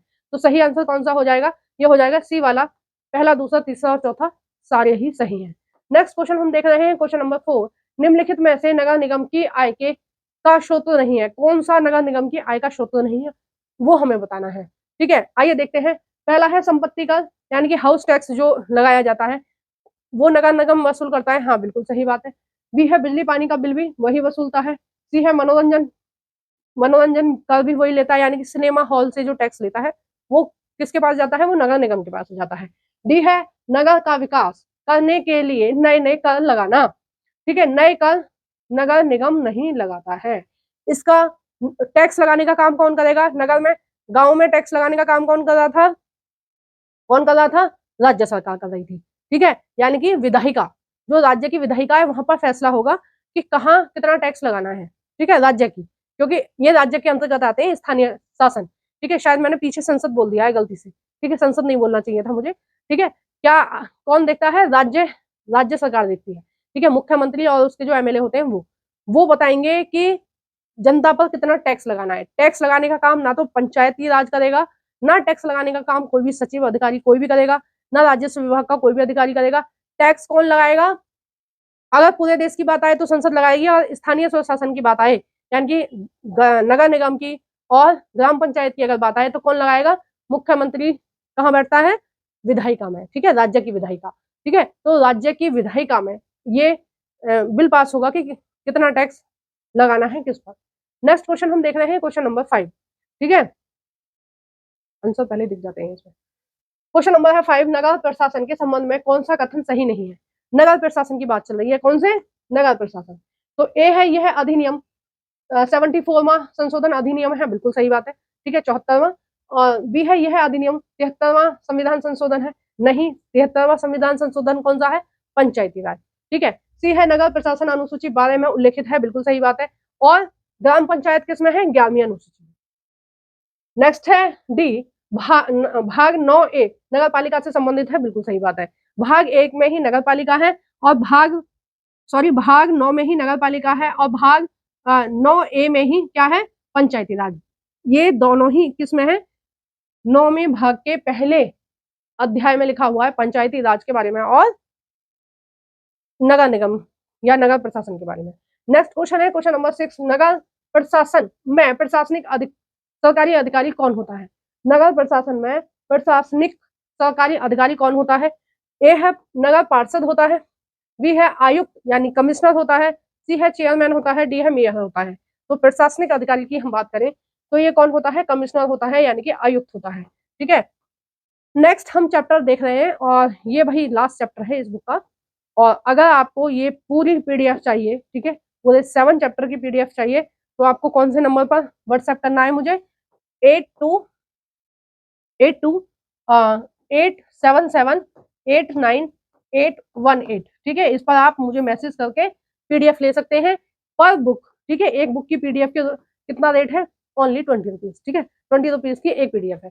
नेक्स्ट क्वेश्चन हम देख रहे हैं चैप्टर नंबर 7 से, ग्रामीण क्षेत्र में आजीविका, यानी कि इस चैप्टर का नाम से इसका अभिप्राय आप लगा सकते हैं कि ग्रामीण क्षेत्रों में आजीविका से क्या मतलब है कि गांव के क्षेत्र में किस तरह से लोग अपनी गुजर बसर करते हैं, ठीक है, अपने खाने पीने की व्यवस्था कैसे करते हैं, रोजगार कैसे मिलता है, कैसे काम करते हैं, ठीक है, वो उसके संबंध में इस पूरे चैप्टर में दिया गया है कि किस तरह से लोग अपनी आजीविका यानी कि कुछ काम धंधा करके पैसे अर्न करते हैं और अपना पेट भरते हैं, ठीक है। आजीविका क्या होती है, जिस काम को करने से हमें पैसे मिलेंगे, ठीक है, जिस काम को करने से हमें पैसे मिलेंगे और उन पैसों को हम अपने खाने पीने पे खर्च करेंगे, उसको बोलते हैं आजीविका। तो इसमें फर्स्ट क्वेश्चन है कलपट्टू, कलपट्टू गांव किस राज्य में है? ए है तमिलनाडु में है, दूसरा है केरल में है, तीसरा है कर्नाटक में है और चौथा है आंध्र प्रदेश में है, ठीक है। ये थोड़ी सी ना ये यहाँ पर टाइपिंग मिस्टेक होगी, ये एबीसी लिखना चाहिए लेकिन मैंने पहला दूसरा लिख दिया है, इसको मैं पीडीएफ में सुधार दूंगी, ठीक है। तो इसका सही आंसर क्या हो जाएगा, ए तमिलनाडु, ठीक है, तमिलनाडु इसका सही आंसर है। नेक्स्ट क्वेश्चन है क्वेश्चन नंबर 2, इस गांव के लोगों की आजीविका का क्या साधन है? किस गांव के लोगों की? कलपट्टू गांव के लोगों, ठीक है। इस गांव में इस चैप्टर में जो गांव दे रखा है ना, ये कलपट्टू गांव के बारे में ही पूरा दे रखा है, उसके जरिए ही समझा रखा है आजीविका के बारे में, ठीक है। उस पूरे चैप्टर में तमिलनाडु के इसी गांव की चर्चा की गई है। तो इसमें पूछा है इस गांव के लोगों की आजीविका का क्या साधन है? ए है धान की खेती। अब देखो जो तमिलनाडु है वो कैसा है, तटीय क्षेत्र है, ठीक है, समुद्र से लगा हुआ है, तो इस यहाँ पर क्या होता है, धान की खेती होती है। बी है आम और नारियल के लिए प्रसिद्ध है, तमिलनाडु में आम की सबसे ज्यादा खेती की जाती है, ठीक है। और सी है कपास, गन्ना और केला, ठीक है, जितने भी तटीय क्षेत्र है वहां पर केला भी होता है, ठीक है, और गन्ना भी होता है। और डी है ये सभी, तो इसका जो सही आंसर हो जाएगा वो हो जाएगा डी, ये सभी। नेक्स्ट है क्वेश्चन नंबर 3, बोरवेल का अर्थ क्या है? बोरवेल क्या होता है? देखो बोरवेल क्या होता है, जैसे शहरों में आप समरसेबिल से पानी निकालते हो ना, समरसेबिल तो आप जानते होगे, गड्ढा करके उस पर एक मशीन रख दी जाती है और वो पानी को ऊपर खींचता है। उसी तरह गांव में क्या होता था, पहले बोरिंग करे जाते थे, ठीक है, बोरिंग करे जाते थे, यानी कि जमीन को वहां तक खोदा जाता था जहां तक उनको पानी ना मिल जाए, ठीक है। कुआं बोरवेल लगभग सेम सी बात है। कुएं में क्या होता है, कुआं चौड़ा होता है, उसमें बाल्टी से पानी निकालते हैं, लेकिन बोरवेल क्या होता है, बोरवेल छोटा होता है, ठीक है, लगभग इतना ही, बस इससे बड़ा छेद नहीं होता, एक बुलान से बड़ा छेद नहीं होता, ठीक है, एक बुलान या इतना ही होता होगा बस, ठीक है, लगभग एक बुलान का छेद नीचे तक वो करते हैं। और उसमें क्या होता है, इंजन को रखकर यानी कि एक मशीन को रखकर अंदर से पानी निकाला जाता है स्पीड से, ठीक है। उससे क्या होता है, खेत में पानी लगाया जाता है, ठीक है। कई कई जगह क्या है, नहर नहीं है, बम्बे नहीं है, इन सब की सुविधा नहीं है, तो खेती को पूरी तरह से हम बारिश पे नहीं छोड़ सकते, तो क्या किया गया है, बोरवेल लगाए गए हैं, यानी कि बोरिंग करे गए हैं, ठीक है। स्थानीय स्थानीय भाषा में कई जगह इसको बोरिंग भी बोलते हैं, यानी कि पूरा एक गड्ढा करा गया है नीचे तक और उस गड्ढे के जरिए पानी निकाल लिया जाता है और खेतों में पानी लगा लिया जाता है, ठीक है। तो बोरवेल का अर्थ क्या है, यह एक पानी का स्रोत है, बिल्कुल सही। यह एक बर्तन है, नहीं। सी है तमिलनाडु की एक सब्जी है, नहीं। इनमें से कोई नहीं, ये भी गलत है, तो सही कौन सा है, पहला, ठीक है। एक पानी का स्रोत है, इंजन रखकर उस पर, मशीन का नाम है इंजन, इंजन उस पर रखकर और पानी निकाल लेते हैं उसमें से, ठीक है। नेक्स्ट क्वेश्चन है क्वेश्चन नंबर 4, कलपट्टू गांव में धान की खेती का समय क्या है? कलपट्टू जो गांव है तमिलनाडु का, उसमें धान की खेती कब की जाती है? ए है जून से दिसंबर, बी है जून से नवंबर, सी है जुलाई से नवंबर और डी है मई से अक्टूबर। तो क्वेश्चन नंबर 4 का जो सही आंसर हो जाएगा वो हो जाएगा पहला, जून से दिसंबर के बीच में यहाँ पर धान की खेती की जाती है। नेक्स्ट क्वेश्चन है क्वेश्चन नंबर 5, धान की खेती का सही क्रम क्या है? ये वाला जो क्वेश्चन है ना, कई बार मैंने एग्जाम में देखा है, ठीक है। धान के बारे में बहुत ज्यादा क्वेश्चन आते हैं, गेहूं के बारे में नहीं आते हैं, जबकि सबके घर में गेहूं की रोटी बनती है। धान के बारे में ज्यादा पूछा जाता है एग्जाम में, ठीक है। तो धान से रिलेटेड जो भी आपको कहीं भी क्वेश्चन मिले उसको अच्छे से घोट के पी जाना है, ठीक है, क्योंकि वो आपके एग्जाम में काम आने वाला है। तो क्वेश्चन नंबर 5 में हम देख रहे हैं कि क्या क्रम है। देखो सबसे पहले क्या होता है, धान की खेती में अगर हम बात करें तो सबसे पहले होता है बीड़ा लगाना, ठीक है, बीड़ा लगाना यानी कि छोटी छोटी पौध लगाना, ठीक है। और फिर उन पौधों को क्या करते हैं, खेत में लगाते हैं। आप वीडियो देखना कि इस पर यूट्यूब पे सर्च करके देख सकते हैं कि धान की खेती कैसे की जाती है। तो धान की खेती ऐसे की जाती है कि पौध अलग तैयार की जाती है, यानी कि इतने छोटे छोटे से पेड़ कहीं अलग तैयार किए जाते हैं अलग जगह, ठीक है। फिर उसको उस क्यारी में से निकाल के पूरे खेत में लगाया जाता है, ठीक है। तो पहले नंबर पे क्या आएगा, बीड़ा लगाना, है ना। दूसरे नंबर पर क्या आएगा, रुपाई करना। तीसरे नंबर पे आएगा नराई करना। चौथे नंबर पे आएगा कटाई करना। कटाई करना तो चौथे ही नंबर पे आएगा क्योंकि धान लास्ट में ही कटेंगे, तो सही आंसर कौन सा हो जाएगा, बी वाला, ठीक है। नेक्स्ट क्वेश्चन हम देख रहे हैं क्वेश्चन नंबर 6, चिजामी गांव के विषय में कौन सा कथन सत्य है? चिजामी गांव के बारे में एक कॉलम में दिया गया है। अच्छा, अभी तो एक क्वेश्चन और है। चिजामी गांव के बारे में एक ऐसा कॉलम दिया गया है एनसीईआरटी में, उसमें ही चिजामी गांव के बारे में दिया गया है। चिजामी गांव कहाँ है? पहला है यह, ए है यह गांव नागालैंड के फेक जिले में है। ठीक है, फेक यानी कि आर्टिफिशियल नहीं, उस जिले का नाम है फेक। ठीक है, वहां की स्थानीय भाषा में उन्होंने रखा होगा। फेक जिले में है। बी है यहाँ चेकसांग समुदाय के लोग रहते हैं, यानी कि यहाँ जो एसटी लोग हैं उनको क्या बोला जाता है? चेक संघ। ठीक है। सी है यहाँ सीढ़ीनुमा खेती की जाती है। असम, मेघालय, मिजोरम और ये नागालैंड, ज्यादातर इनके जो इलाके हैं वो पहाड़ी इलाके हैं, उत्तराखंड के भी, और वहाँ जो खेती की जाती है वो सीढ़ीनुमा खेती ही की जाती है। यानी कि जैसे ये पहाड़ है ना, पहाड़ को ये लोग इस तरह से, पहाड़ पे इस तरह से सीढ़ियां बना लेते हैं बड़ी बड़ी। ठीक है, छोटी छोटी सीढ़ियां बना लेते हैं और उन पर खेती कर लेते हैं। और सीढ़ी क्यों बनाते हैं? सीढ़ी बनाने का जो कारण है, वहां खेत है ही नहीं, तो वो लोग क्या खाएंगे? पहाड़ों पे खेती करते हैं। और सीढ़ी इसलिए बनाते हैं कि अगर वहां बारिश ज्यादा होती है, बारिश ज्यादा होगी तो पानी नीचे आ जाएगा सीढ़ियों के जरिए। ठीक है, और वहां एक कटाव भी एक बड़ी समस्या है, तो वो क्या कर लेते हैं? ऐसे मल्च बना देते हैं। ठीक है, सीढ़ियों की बाउंड्री सी भी कर देते हैं, छोटी छोटी सी, ताकि पानी जो है वो डायरेक्ट उसको ना काटे, साइड से निकल जाए। ठीक है, कटाव कम हो पहाड़ का। और डी है ये सभी। ठीक है, ये सभी इसका आंसर रहेगा। नेक्स्ट क्वेश्चन है, क्वेश्चन नंबर है 7। आंसर देख लिया ना? क्वेश्चन नंबर है 7। कैटामेरन शब्द के विषय में कौन सा कथन सही है? देखो, मैं आंसर देख लिया, ऐसे बार बार इसलिए पूछ रही हूँ, जब मेरी मम्मी मुझसे सुनती थी ना कई बार, ठीक है, तो वो क्या कहती थी, किताब में निकाल के दे दे कौन सा चैप्टर सुनना है। तो मैं पहले क्या करती थी, दो तीन क्वेश्चन हो गए, जल्दी से आंसर देख लेती थी, ताकि मम्मी को सुनाऊं तो गलत ना हो। ठीक है, कई बार क्या करती थी, जैसे मम्मी ऐसे सुन रही है मेरे से, पीछे से घूमते घूमते आके कई बार मैं देख लेती थी। वैसे चीटिंग नहीं करना चाहिए, क्योंकि हम अपने साथ बेईमानी कर रहे होते हैं, लेकिन बचपन तो बचपन होता है, ऐसी छोटी मोटी शरारतें होती हैं। तो कैटामेरन, अब इस तरह की शरारत मेरा बेटा भी करता है। ठीक है, तो मैं समझ जाती हूँ पहले से ही कि ये ऐसे ही करेगा। ठीक है, बहुत सारे लक्षण उसके मेरे से मिलते हैं, बहुत सारी शरारतें बिल्कुल ऐसी हैं जैसी मेरी थी। तो मैं पहले से ही समझ जाती हूँ कि अब ये चीटिंग करने वाला है। जैसे ही वो निकाल के देता है ना मुझे, तो काफी टाइम लगाता है निकालने में ही क्वेश्चनों को, कि कौन सा मुझसे सुनना है। तो निकालते समय वो क्या करता है, जल्दी जल्दी से दो तीन देख लेता है कि इसका आंसर ये है, इसका आंसर ये है, ताकि मुझे मम्मी को बनाने में आसानी रहे। ठीक है, तो ये एक एक बोल सकते हैं कि एक छोटी सी अच्छी शरारत है। उसकी शरारत में मुझे हंसी भी आती है, और कई बार ऐसा लगता है कि नहीं यार, चीटिंग नहीं करवानी चाहिए बच्चे को, कभी ऐसा ना हो इसको आदत हो जाए। तो कैटामेरन क्या है, उसके विषय में कौन सा जो कथन है वो सही है? ए है यह मछली पकड़ने का जाल है। बी है यह मछली बनाने का बर्तन है। सी है यह मछुआरों का एक विशेष प्रकार का छोटी नाव होती है। और डी है यह मछलियों का बाजार जो पुट्टूपेट, ठीक है, पुट्टूपेट गांव में है। ठीक है, तो 7 का जो सही आंसर हो जाएगा वो हो जाएगा सी, यह मछुआरों की एक विशेष प्रकार की छोटी सी नाव है। ठीक है, उस नाव को क्या बोलते हैं? कैटामेरन। ठीक है, अब देखो इसी के साथ ये पूरा की पूरी मैराथन समाप्त हो गई। आपको मैराथन कैसी लगी है कमेंट बॉक्स में बताना। अगर आपको इसकी पीडीएफ चाहिए तो आपको किस नंबर पर संपर्क करना है? 8287789818। ठीक है, इस नंबर पर आपको संपर्क करना है, यानी कि मैसेज करना है। और आपको मैराथन कैसी लगी है वो कमेंट बॉक्स में बताना। जो भी फ्रेंड आपके सीटेट की या किसी भी टीचिंग एग्जाम की या किसी भी गवर्नमेंट एग्जाम की तैयारी कर रहे हैं, उन सभी फ्रेंडों के साथ मेरी इस वीडियो को शेयर कर देना। ठीक है, लाइक करना बिल्कुल मत भूलना, प्लीज लाइक करना। और अगर अभी तक आपने मेरे चैनल को सब्सक्राइब नहीं किया है तो प्लीज सब्सक्राइब भी कर देना, और बेल आइकन को भी प्रेस कर देना। वैसे ये सुबह 9 बजे मैं अपलोड करती हूँ। और इसी तरह की जो मैराथन है ये कंटिन्यू रहेगी। 6 से 10 तक की जितनी भी बुक है ये मैं सबको ही कंप्लीट कराऊंगी, पूरी सारी की सारी बुक कंप्लीट कराऊंगी। अगर आपको ये सारी बुक की मैराथन देखनी है तो वो कहाँ मिलेगी? इसी वीडियो के डिस्क्रिप्शन में जो प्लेलिस्ट की लिंक पड़ी हुई है ना, आप उस लिंक पर क्लिक कर देख सकते हो। और देखो, व्यू बहुत कम आ रहे हैं, मैं मेहनत बहुत ज्यादा कर रही हूँ, व्यू बहुत कम आ रहे हैं। प्लीज सपोर्ट कीजिए, तभी मेरा मोटिवेशन बन पाएगा और मैं आगे इस सीरीज को कंटिन्यू कर पाऊंगी।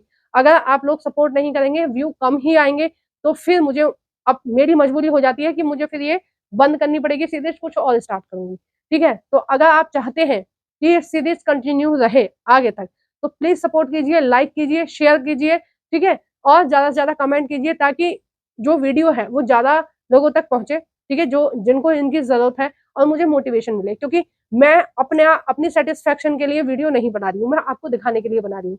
अगर आप इसको देख ही नहीं रहे हो, ठीक है, कम कम से कम संख्या में लोग अगर इसको देख रहे हैं तो वीडियो बनाने का क्या ही मतलब है, ठीक है। तो प्लीज शेयर कीजिए ज्यादा से ज्यादा, ताकि मेरी मोटिवेशन बनी रहे और मैं आगे इस सीरीज को कंटिन्यू करूँ। मैं इस वीडियो के बाद 2 दिन वेट करूंगी, अगर व्यू कम आएंगे तो शायद मैं अगली मैराथन आपको नहीं दूंगी, ठीक है, क्योंकि मेहनत बहुत ज्यादा लगती है मैराथन में, कम नहीं लगती है।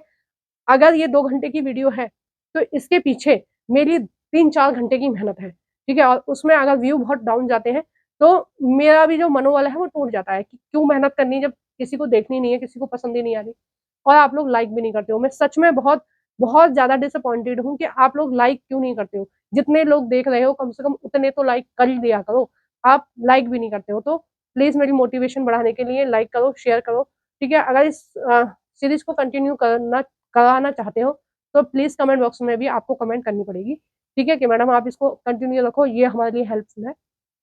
Thank you for watching everyone.